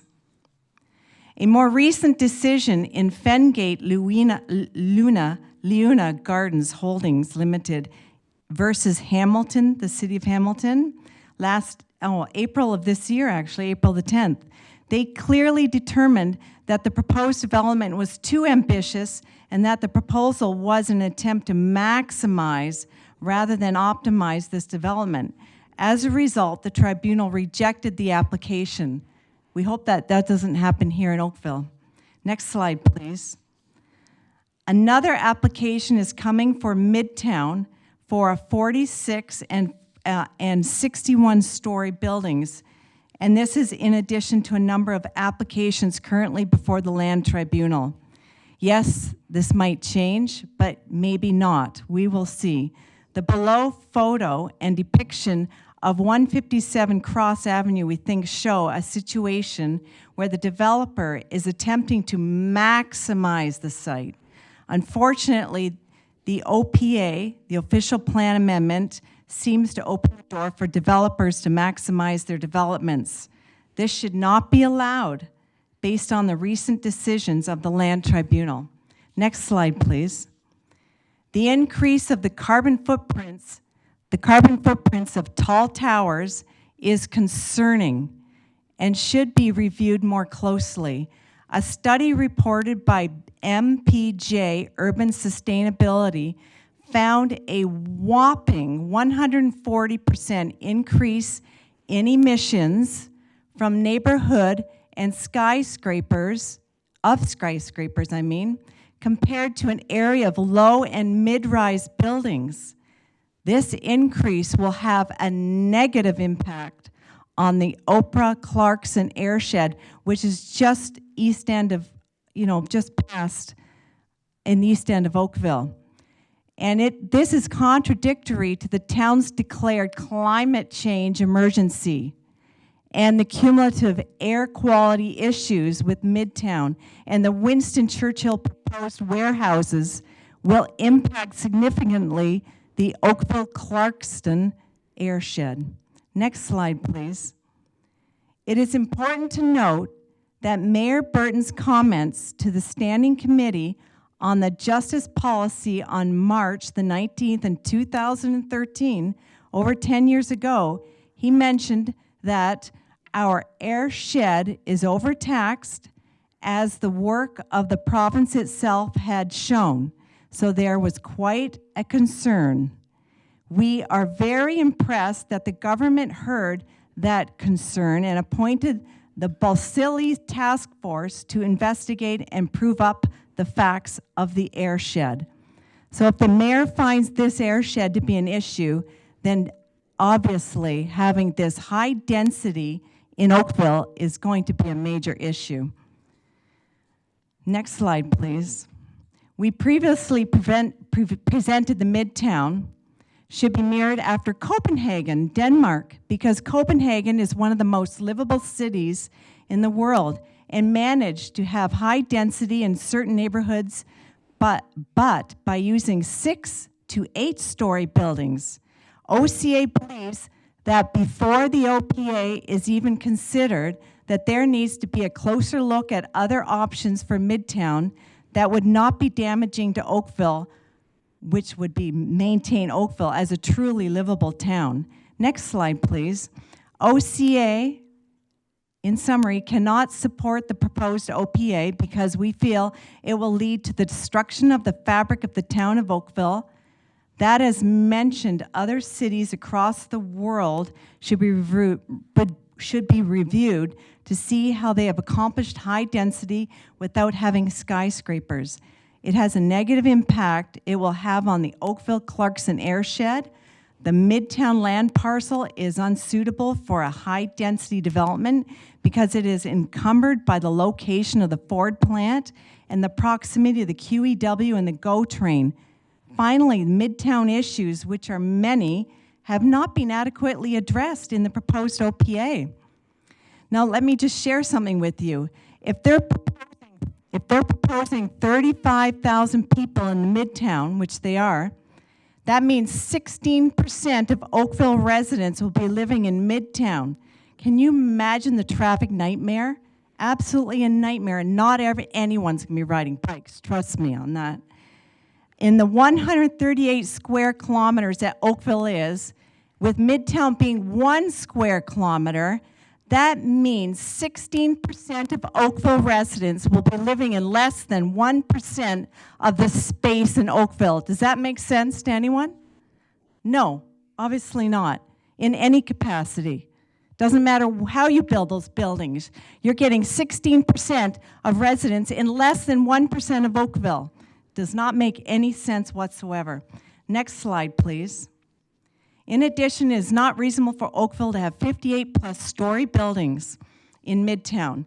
To put this into perspective, the table depicts other Canadian cities with greater population than Oakville, like Hamilton and Ottawa and Calgary and Montreal. They all have buildings, some of them smaller than what you're proposing, and I'm glad there might be some changes here. But their tallest building has less floors than what is proposed for the Oakville, excluding Toronto, of course. In addition, the other table depicts the 10 tallest buildings in Ontario, and it appears that Oakville would be at the top 5 if the current building heights proposed are allowed. Next slide, please. In the future, we are concerned that we're going to hear Oakville described very differently, being the mega city that no one wanted that Burton built. We do not want that.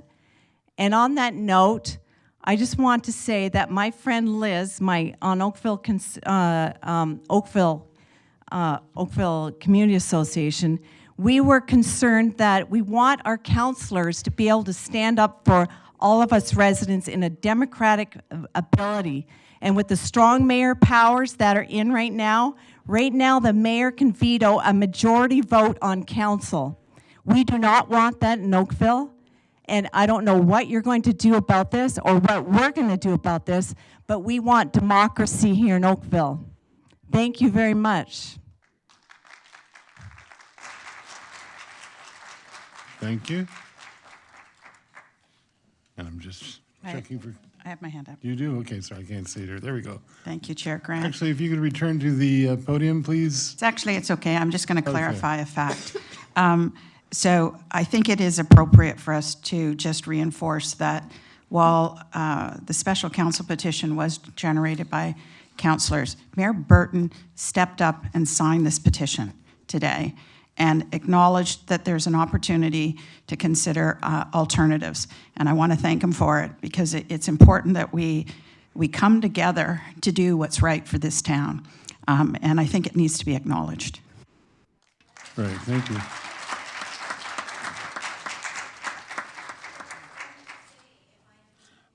I'm sorry, we're not going to be having any conversations from the audience. Thank you. Okay, so next we have Jeffrey Belcher on the speakers list. I'm sorry.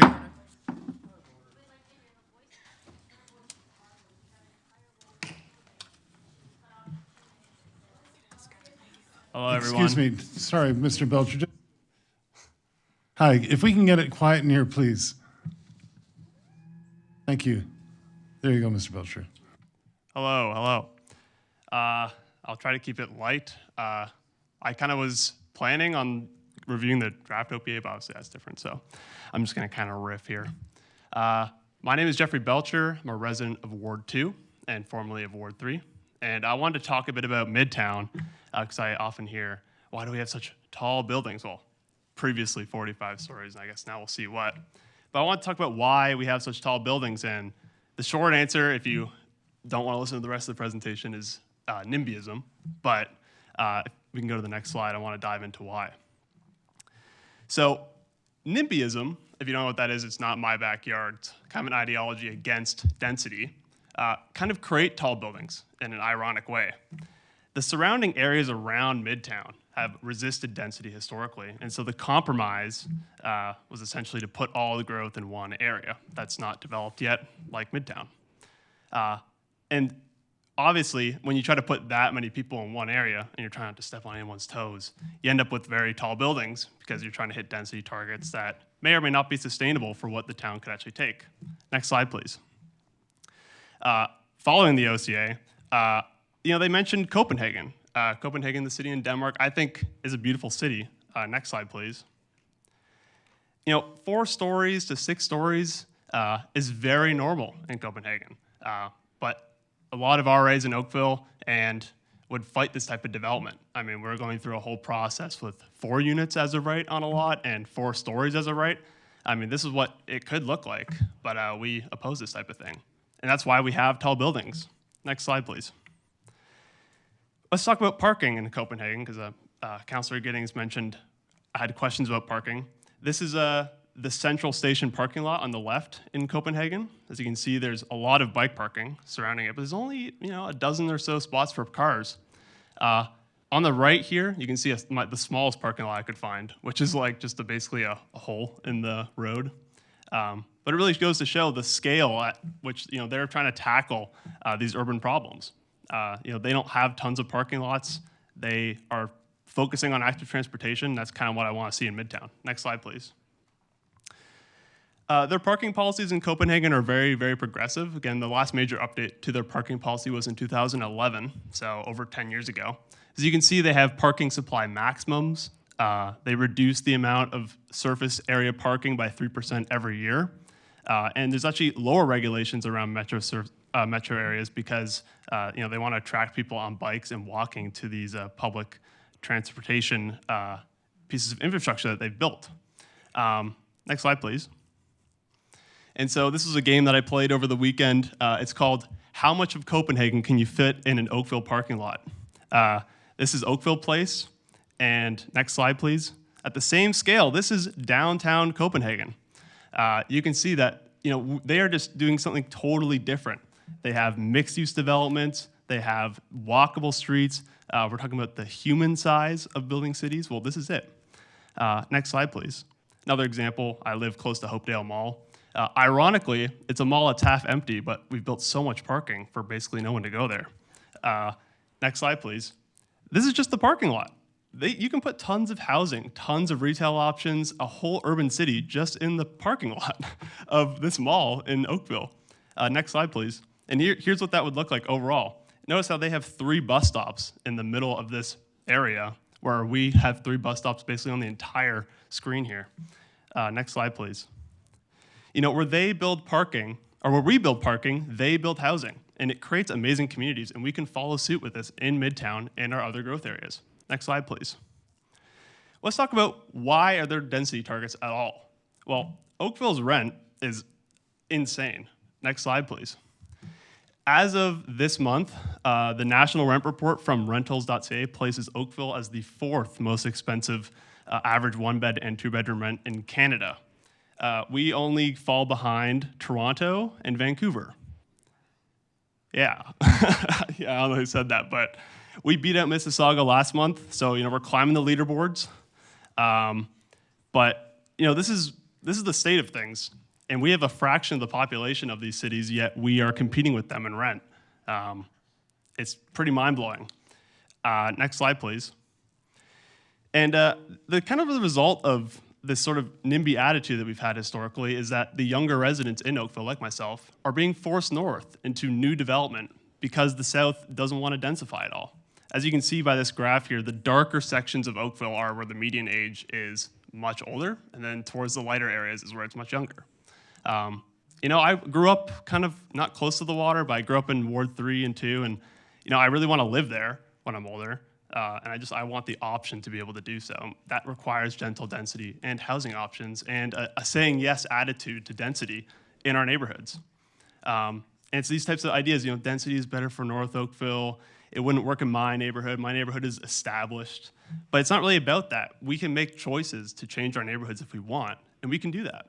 Next slide, please. I think that we deserve urban areas with options, and you know, we want it where we grew up. Next slide, please. So in summary, I support gentle density in established neighborhoods because it gets rid of those tall buildings. We can spread it out in a sustainable way, in an organic way, that I think we deserve in Oakville. And we need NIMBYs to stop complaining and start saying yes to density, because it's how we avoid these tall jumps in density that we want to avoid, and how we build an organic city that grows with its residents. In Copenhagen, listen, Copenhagen is actually established. Okay, they've been around for hundreds of years. The neighborhoods that we're talking about, some of them aren't even 100 years old. They can change, we can change. I think we can do better. Next slide, please. And I think that's actually it, so keeping it short. Thank you. Thank you, and we'll just check around the table for... Oh, yes, we do have a question from Councillor Elgar. Thank you. Hi, Jeffrey, thanks for coming. Jeffrey, in your mind, do you think that it's going to be cheaper if we build high rises to get a cost to what it's going to cost to buy a condo there? Inherently, the tall buildings, no. I don't think necessarily building any housing doesn't make it cheaper. It's just like we have a supply issue, and we have a lot of demand for housing, and that's why it's expensive. So part of it is managing these economic effects, but I firmly believe that more supply is what will actually fix a housing problem. I just don't think that we have to do it all in one area. I think that we should spread it around the existing parts of Oakville in a sustainable way, in an organic way that kind of yields the results like Copenhagen and, you know, cities that people have mentioned previously. So you are aware that across all of Oakville in single-family residential housing units, you can have 3 units as of right now, 3 dwelling units? Okay. It was passed by the province with Bill 23. I would love to see 4 units as of right. Not that that's related here, but in terms of building gentle density. May the 6th for that one. Yeah, that should be a nice long meeting. But again, it's all about gentle density. It's like, can we add a little bit more density into our neighborhoods? It keeps the tall buildings away. And you know, we want to live in the neighborhoods we grew up in. We just need the ability to. We just need the supply there to make those an affordable option. Okay, but you're talking tonight, we're talking about Midtown. And Yeah. Midtown is high rises. And I'm trying to understand how, that if you think that building these high rises will drive down the cost of rent. I mean, if we do it purely from a supply standpoint, then yeah. But, you know, there's other options, so. But you are aware that a developer will not start anything until he's sold already 80% of the units before he even Yeah. thinks of shoveling the ground. Well, I mean, Midtown is a particularly promising area for developers because transit-oriented developments typically sell out faster than ones that are in the middle of suburban neighborhoods. But yeah, I mean, there's a economic side to it. I expect that, you know, people here are aware of that, so, yeah. Okay, thank you. Thanks. Thank you. And this is our, once again, reminder that if you're watching the live stream and you wish to speak to this item, call 905-815-6095. We'll connect with the meeting. And as you're dialing, we'll invite David Harris to come forward and speak. Good evening. I hope everyone can hear me. Yes, we can. Oh, that's great. Okay. I'd like to start off with, I'm here to support a couple of councillors that I know very well. My name is David Harris. I own a house in Clearview, and I also own a business there.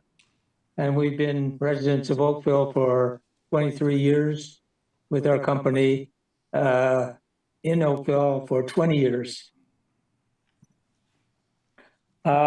I got some information here that indicated that town staff and consultants were pushing this massive increase in the population. And I was just wondering if that's the case, where do they live? As far as I'm concerned, any density of this huge size would be unfortunate for Oakville because it just stops anything from happening in a livable town, which we're been focusing on for so many years. There was a flaw in the planning of the OPA in the first place, where The land size was actually half the size they thought it would be, or just under. And they plan to actually have up to 5 times as many people in it. But now apparently this has changed, so that is great news. We have a constrained space there, and it's, as we've indicated earlier in the last couple of people who spoke, it's we cannot build affordable housing in high dollar area. It's impossible. If the land is worth so much, then obviously you can't build what we call affordable housing. It's the market is going to indicate what the cost is going to be, and we're pretty well stuck with it. The provincial legislation limits the number of units per development, which is another factor that's going to keep the cost up, because even if they do have some affordable units, they won't have enough, obviously, to keep up with the number of people who are coming into the area. What we'll see, well, some people are describing this as a wall of towers, where the towers would reach heights similar to the Marilyn Monroe Towers in Mississauga, just to give you an example. And with this mass of people, we would have to provide parkland, power, infrastructure, waste management, human needs, school, fields, open air, and trees, hopefully. Now, one of your speakers there named Matthew, who's an architect at Waterloo, he had some great ideas there as far as I was concerned, and I agree with a lot of the points that he made. Another possibility would be something like they have downtown Toronto, which is a tunnel system where people can go to the underground retail, which he mentioned, and reach their goods and services right on the spot. The only problem with I see with buildings like this, where they're all encompassing, is that's all encompassing for their living and their maybe recreation in a lot of cases, and goods and getting their requirements for living and keeping them pretty well busy. But when I was going to a place called Ryerson, which is now the MTU University, we used to go there in the morning, first thing in the morning, get there early and start all our classes. We would take up to 13 classes a day in the electronics group that I was in. And then by the time we come out, this being mostly in the winter, we would get, we'd see, go in darkness and come out in darkness. And this is what unfortunately could happen to people who were living in these sort of arrangements, where they never really see the light of day. But my question is, what happens on the weekends? This is when people want to go somewhere. And if you're talking about restricted parking in the first place, then they might not be able to have a car. If they are living and working and getting all their supplies there locally, they don't have to go out. But sooner or later, all of these people have to get out somewhere. It just doesn't make sense if they stay in the building forever. So these are things to be considered. I had a few other points here too, but what I'm going to do is probably just switch them over to questions, because these are just things that might be considered by council and by planners in the entire OPA in the first place.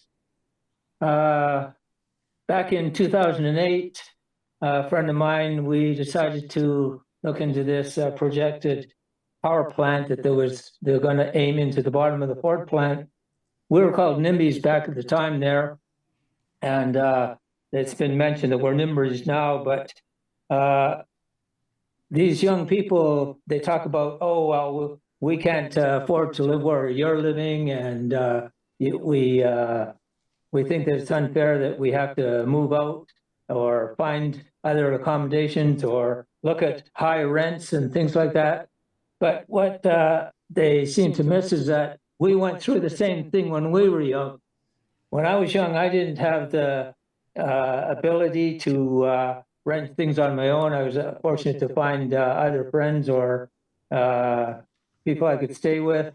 And the reason I can afford to do that now is because I decided that I was going to work towards that and make sure I had the capability to do that. And I went without a lot of things in my younger days that I could afford to build through housing and buying houses. I've bought 2 houses in my life so far. So that's all I've got to where I need. And I was able to do that just by putting in a lot of hard work. Developers feel they need to develop things everywhere. And sometimes I think they oversell what they're trying to provide to municipalities and to governments. And they're very good salesmen. And sometimes they talk about things that are in the stratosphere, which we don't really need. And we saw that with some of these towers that they were talking about developing here. Fortunately, that looks like that has changed, and hopefully we can proceed from there. For example, footprints for 48 floor buildings are massive. They have, I was looking at some of the towers that they've built around the world, and some of these things have 198 piles in the ground, which consists of 5-foot round columns of cement. And I don't know what it's going to do to the land in Oakville, but I just wonder about the depth of piles and how close they will come to bedrock. Being near the lake, it's going to be an interesting question. When they're in these towers, we have to consider that. Sorry to interrupt, but are you coming to a conclusion?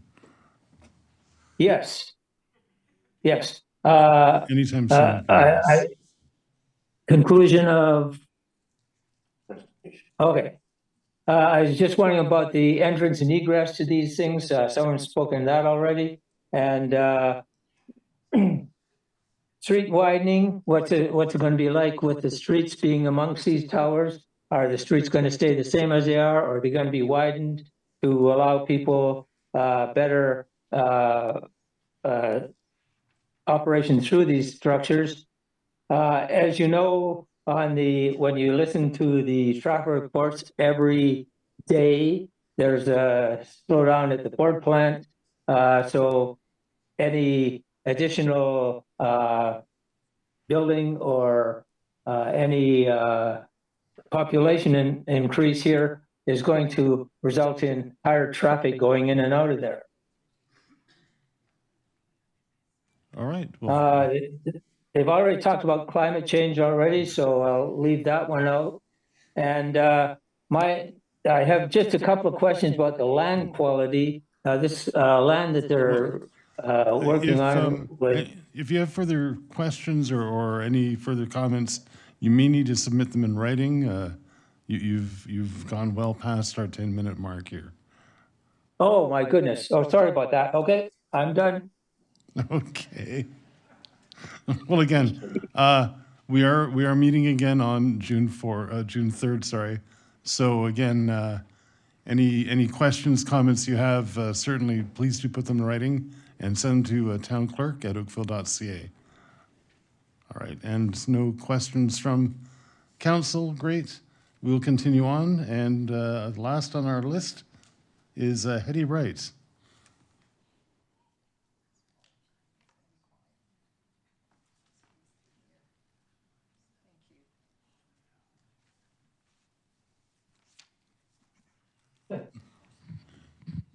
Thank you. You have 10 minutes. There. Good evening, Mayor Burton, council chambers, staff, and acting mayor Grant, I think.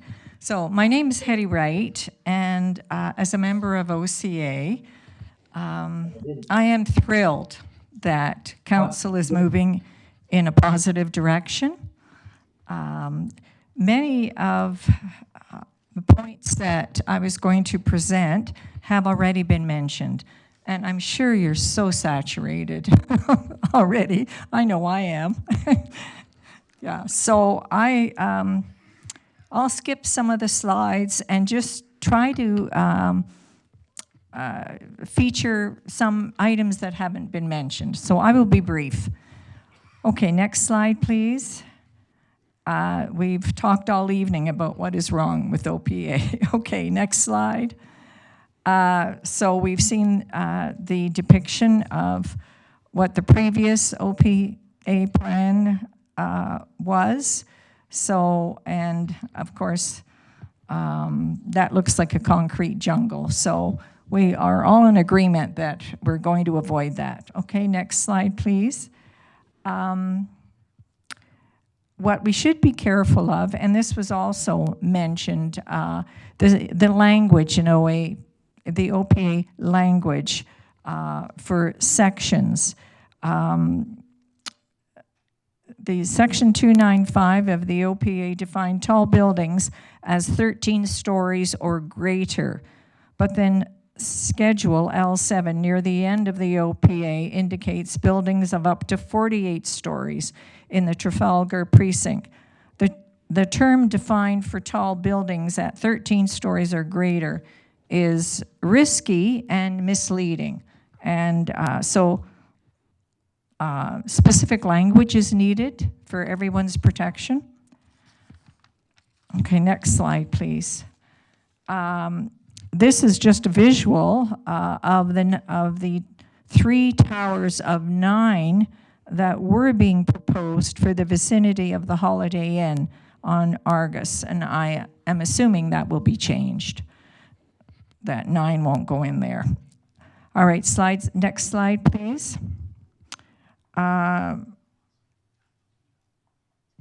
Okay, so the OPA confirms that there will be tall towers, and there will be further discussion on how tall. All right, next slide, please. Again, the concern here was that we have to review the OPA very carefully to determine that 48 stories, as indicated on schedule L7 on the previous slide, may actually turn out to be 59 stories based on section 20.83. I won't go on all the sections because 4 more stories could be added. And then there is the podiums that can be included as well. So 48 stories could turn out to be 59. All right. Next slide, please.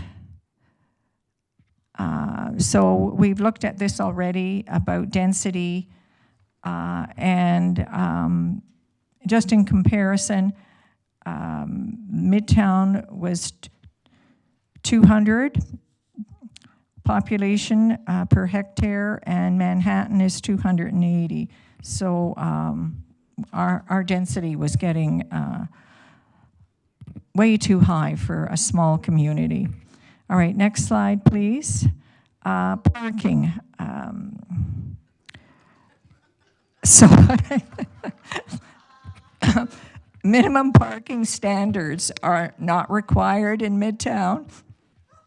So we feel that this is a problem. It could mitigate a disaster and be worse than the issues in Ward 7, where parking is an issue. All right, next slide, please. Again, affordable housing, and we're looking at language, and so that's been addressed and discussed. And also what has been discussed is affordable housing for young people. And that's been addressed as well, just because of property values. Perhaps studio-type apartments could be added, a few in each tower that might be affordable. However, just thinking back, 45 years ago, I had an honors degree and my husband had a PhD in preventative medicine. We could not afford even to live in Milton. We moved, and we grew up in Toronto. We moved to Guelph, and then we saved, earned some money, moved to Milton, and then eventually moved to Oakville. So, and that was 45 years ago. So this buzzword about affordable housing, Toronto has always been very expensive. That's not new. And so I think it's being used as a political tool, actually, affordable housing. So, you know, it's not immediate gratification for young people. They need to learn to save. Okay, and next slide, please. Right, the transportation report is outdated. It's dated as 2/14. I think that was addressed. So, next slide, please. All right, this is new. It's flooding. So, a serious potential risk to residents and their property is the fact that Morrison-Wedgwood diversion channel will spill in the event of a large storm.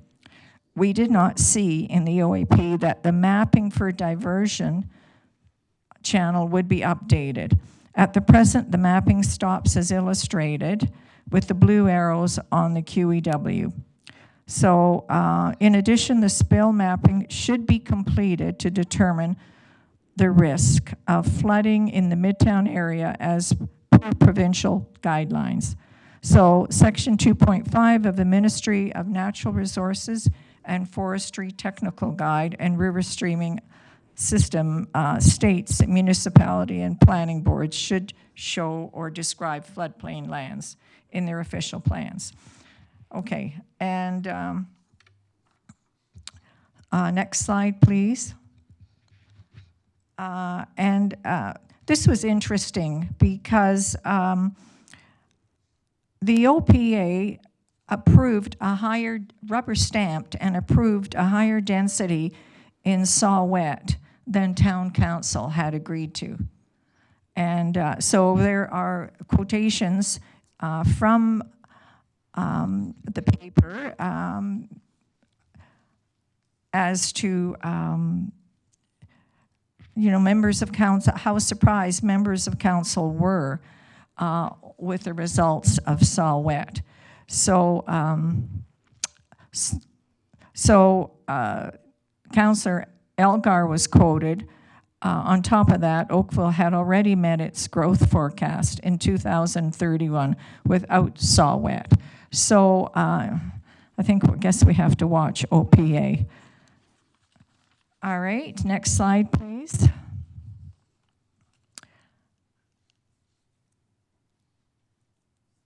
All right, so OCA cannot support the proposed OPA because of the potential increased risk to property damage due to increased flood risk, and the official plan should adhere to the MNRF 2002 Technical Guide, River and Stream Systems, and we've heard this before, that Midtown does not fit with the character of Oakville and has deficiencies in traffic, flood, parking, etc.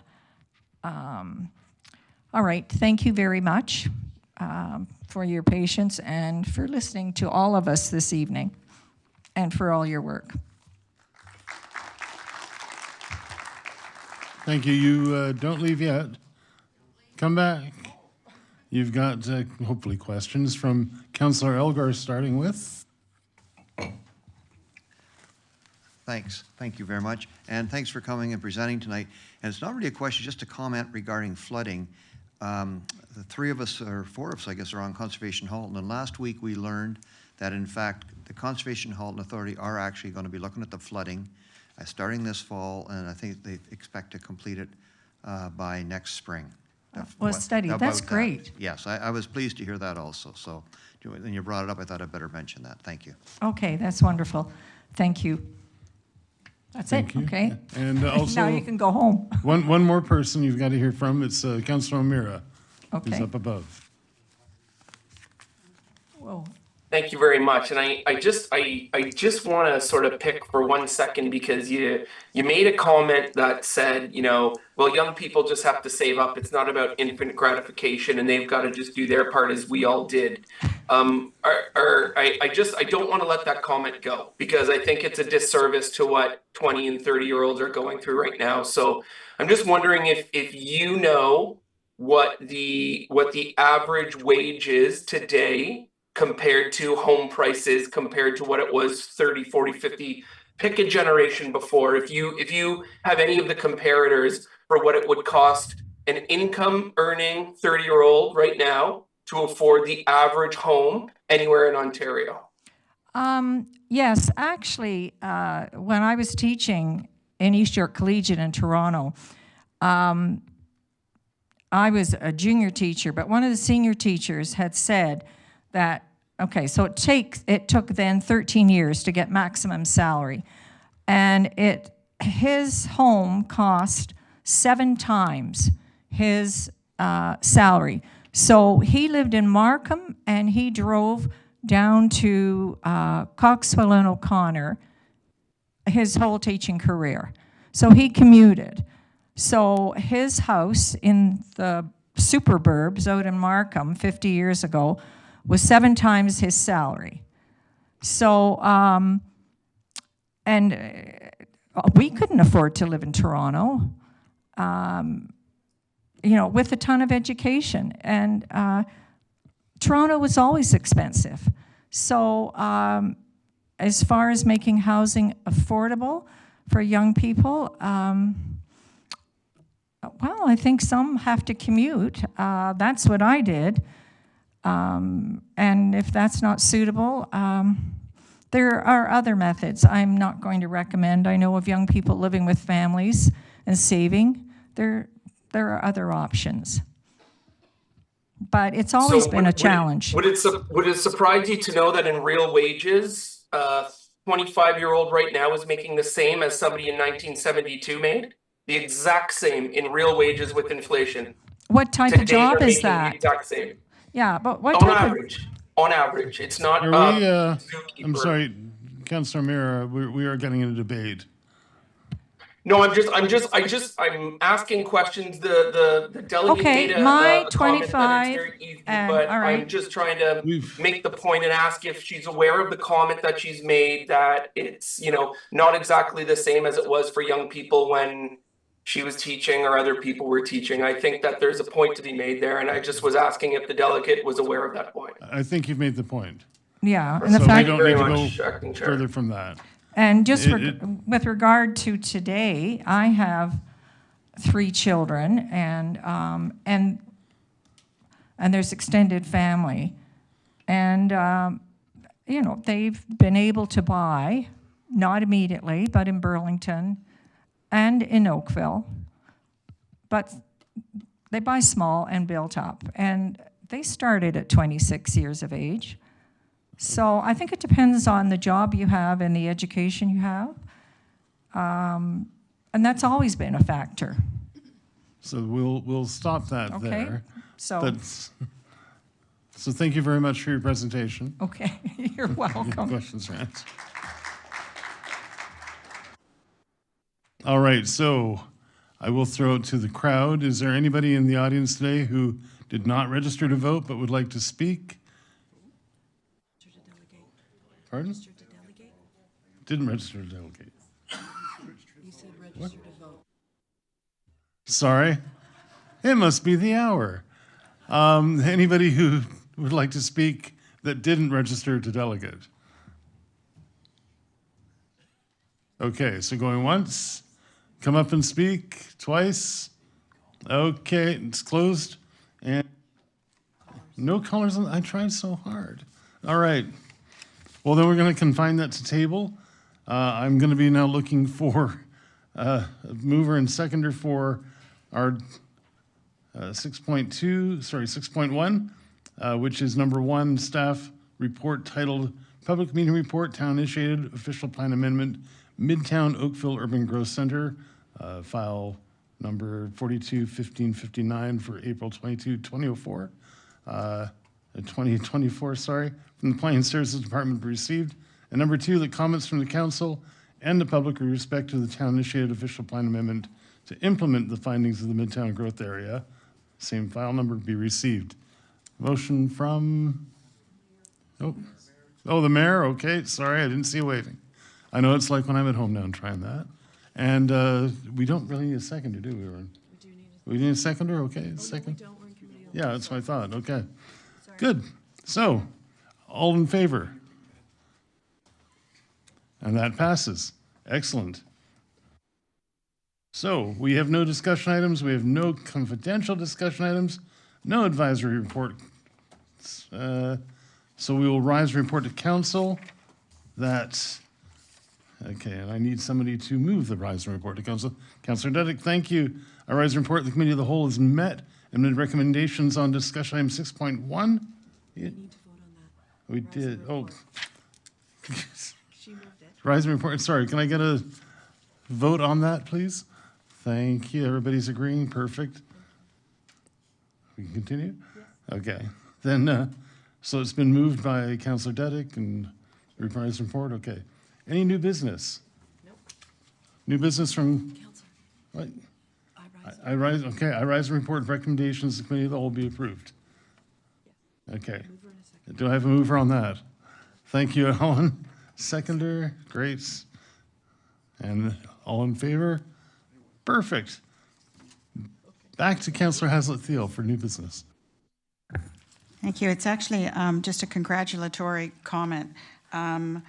This week, or actually last week, the Joshua Creek Residents Association celebrated its 50th anniversary. And they did this in fine form by giving out cookies and having a great AGM. But they also shared a very detailed list of all the accomplishments that the Resident Association and their contribution to our community. I think they need to be congratulated for not only a legacy of contribution, but a great future. They have a strong board, and on a night when we've had Residents Association show their commitment to our community, I just wanted to extend congratulations on 50 years. Thank you. And Councillor Elgar? Thank you very much. I'd just like to congratulate Janet Haslett-Thiel and Councillor Dave Gettings for what they have done to engage the public and bring them out, and I think we're going to end up with a good Midtown plan. I'm glad to see so many councillors signed on to it, and I look forward to June the 6th. Thank you. Thank you, okay. So we'll move on to consideration reading of the bylaws. If I can get a motion from Councillor Longo, seconded by Councillor Giddings. Thank you. Number 12.1, bylaw 2024-067, bylaw to declare certain land not subject to part lot control, and 12.2, bylaw 2024-70, bylaw to confirm the proceedings and meeting of council. All right, with all that done and out of the way, I believe we can adjourn. Thank you very much, everybody.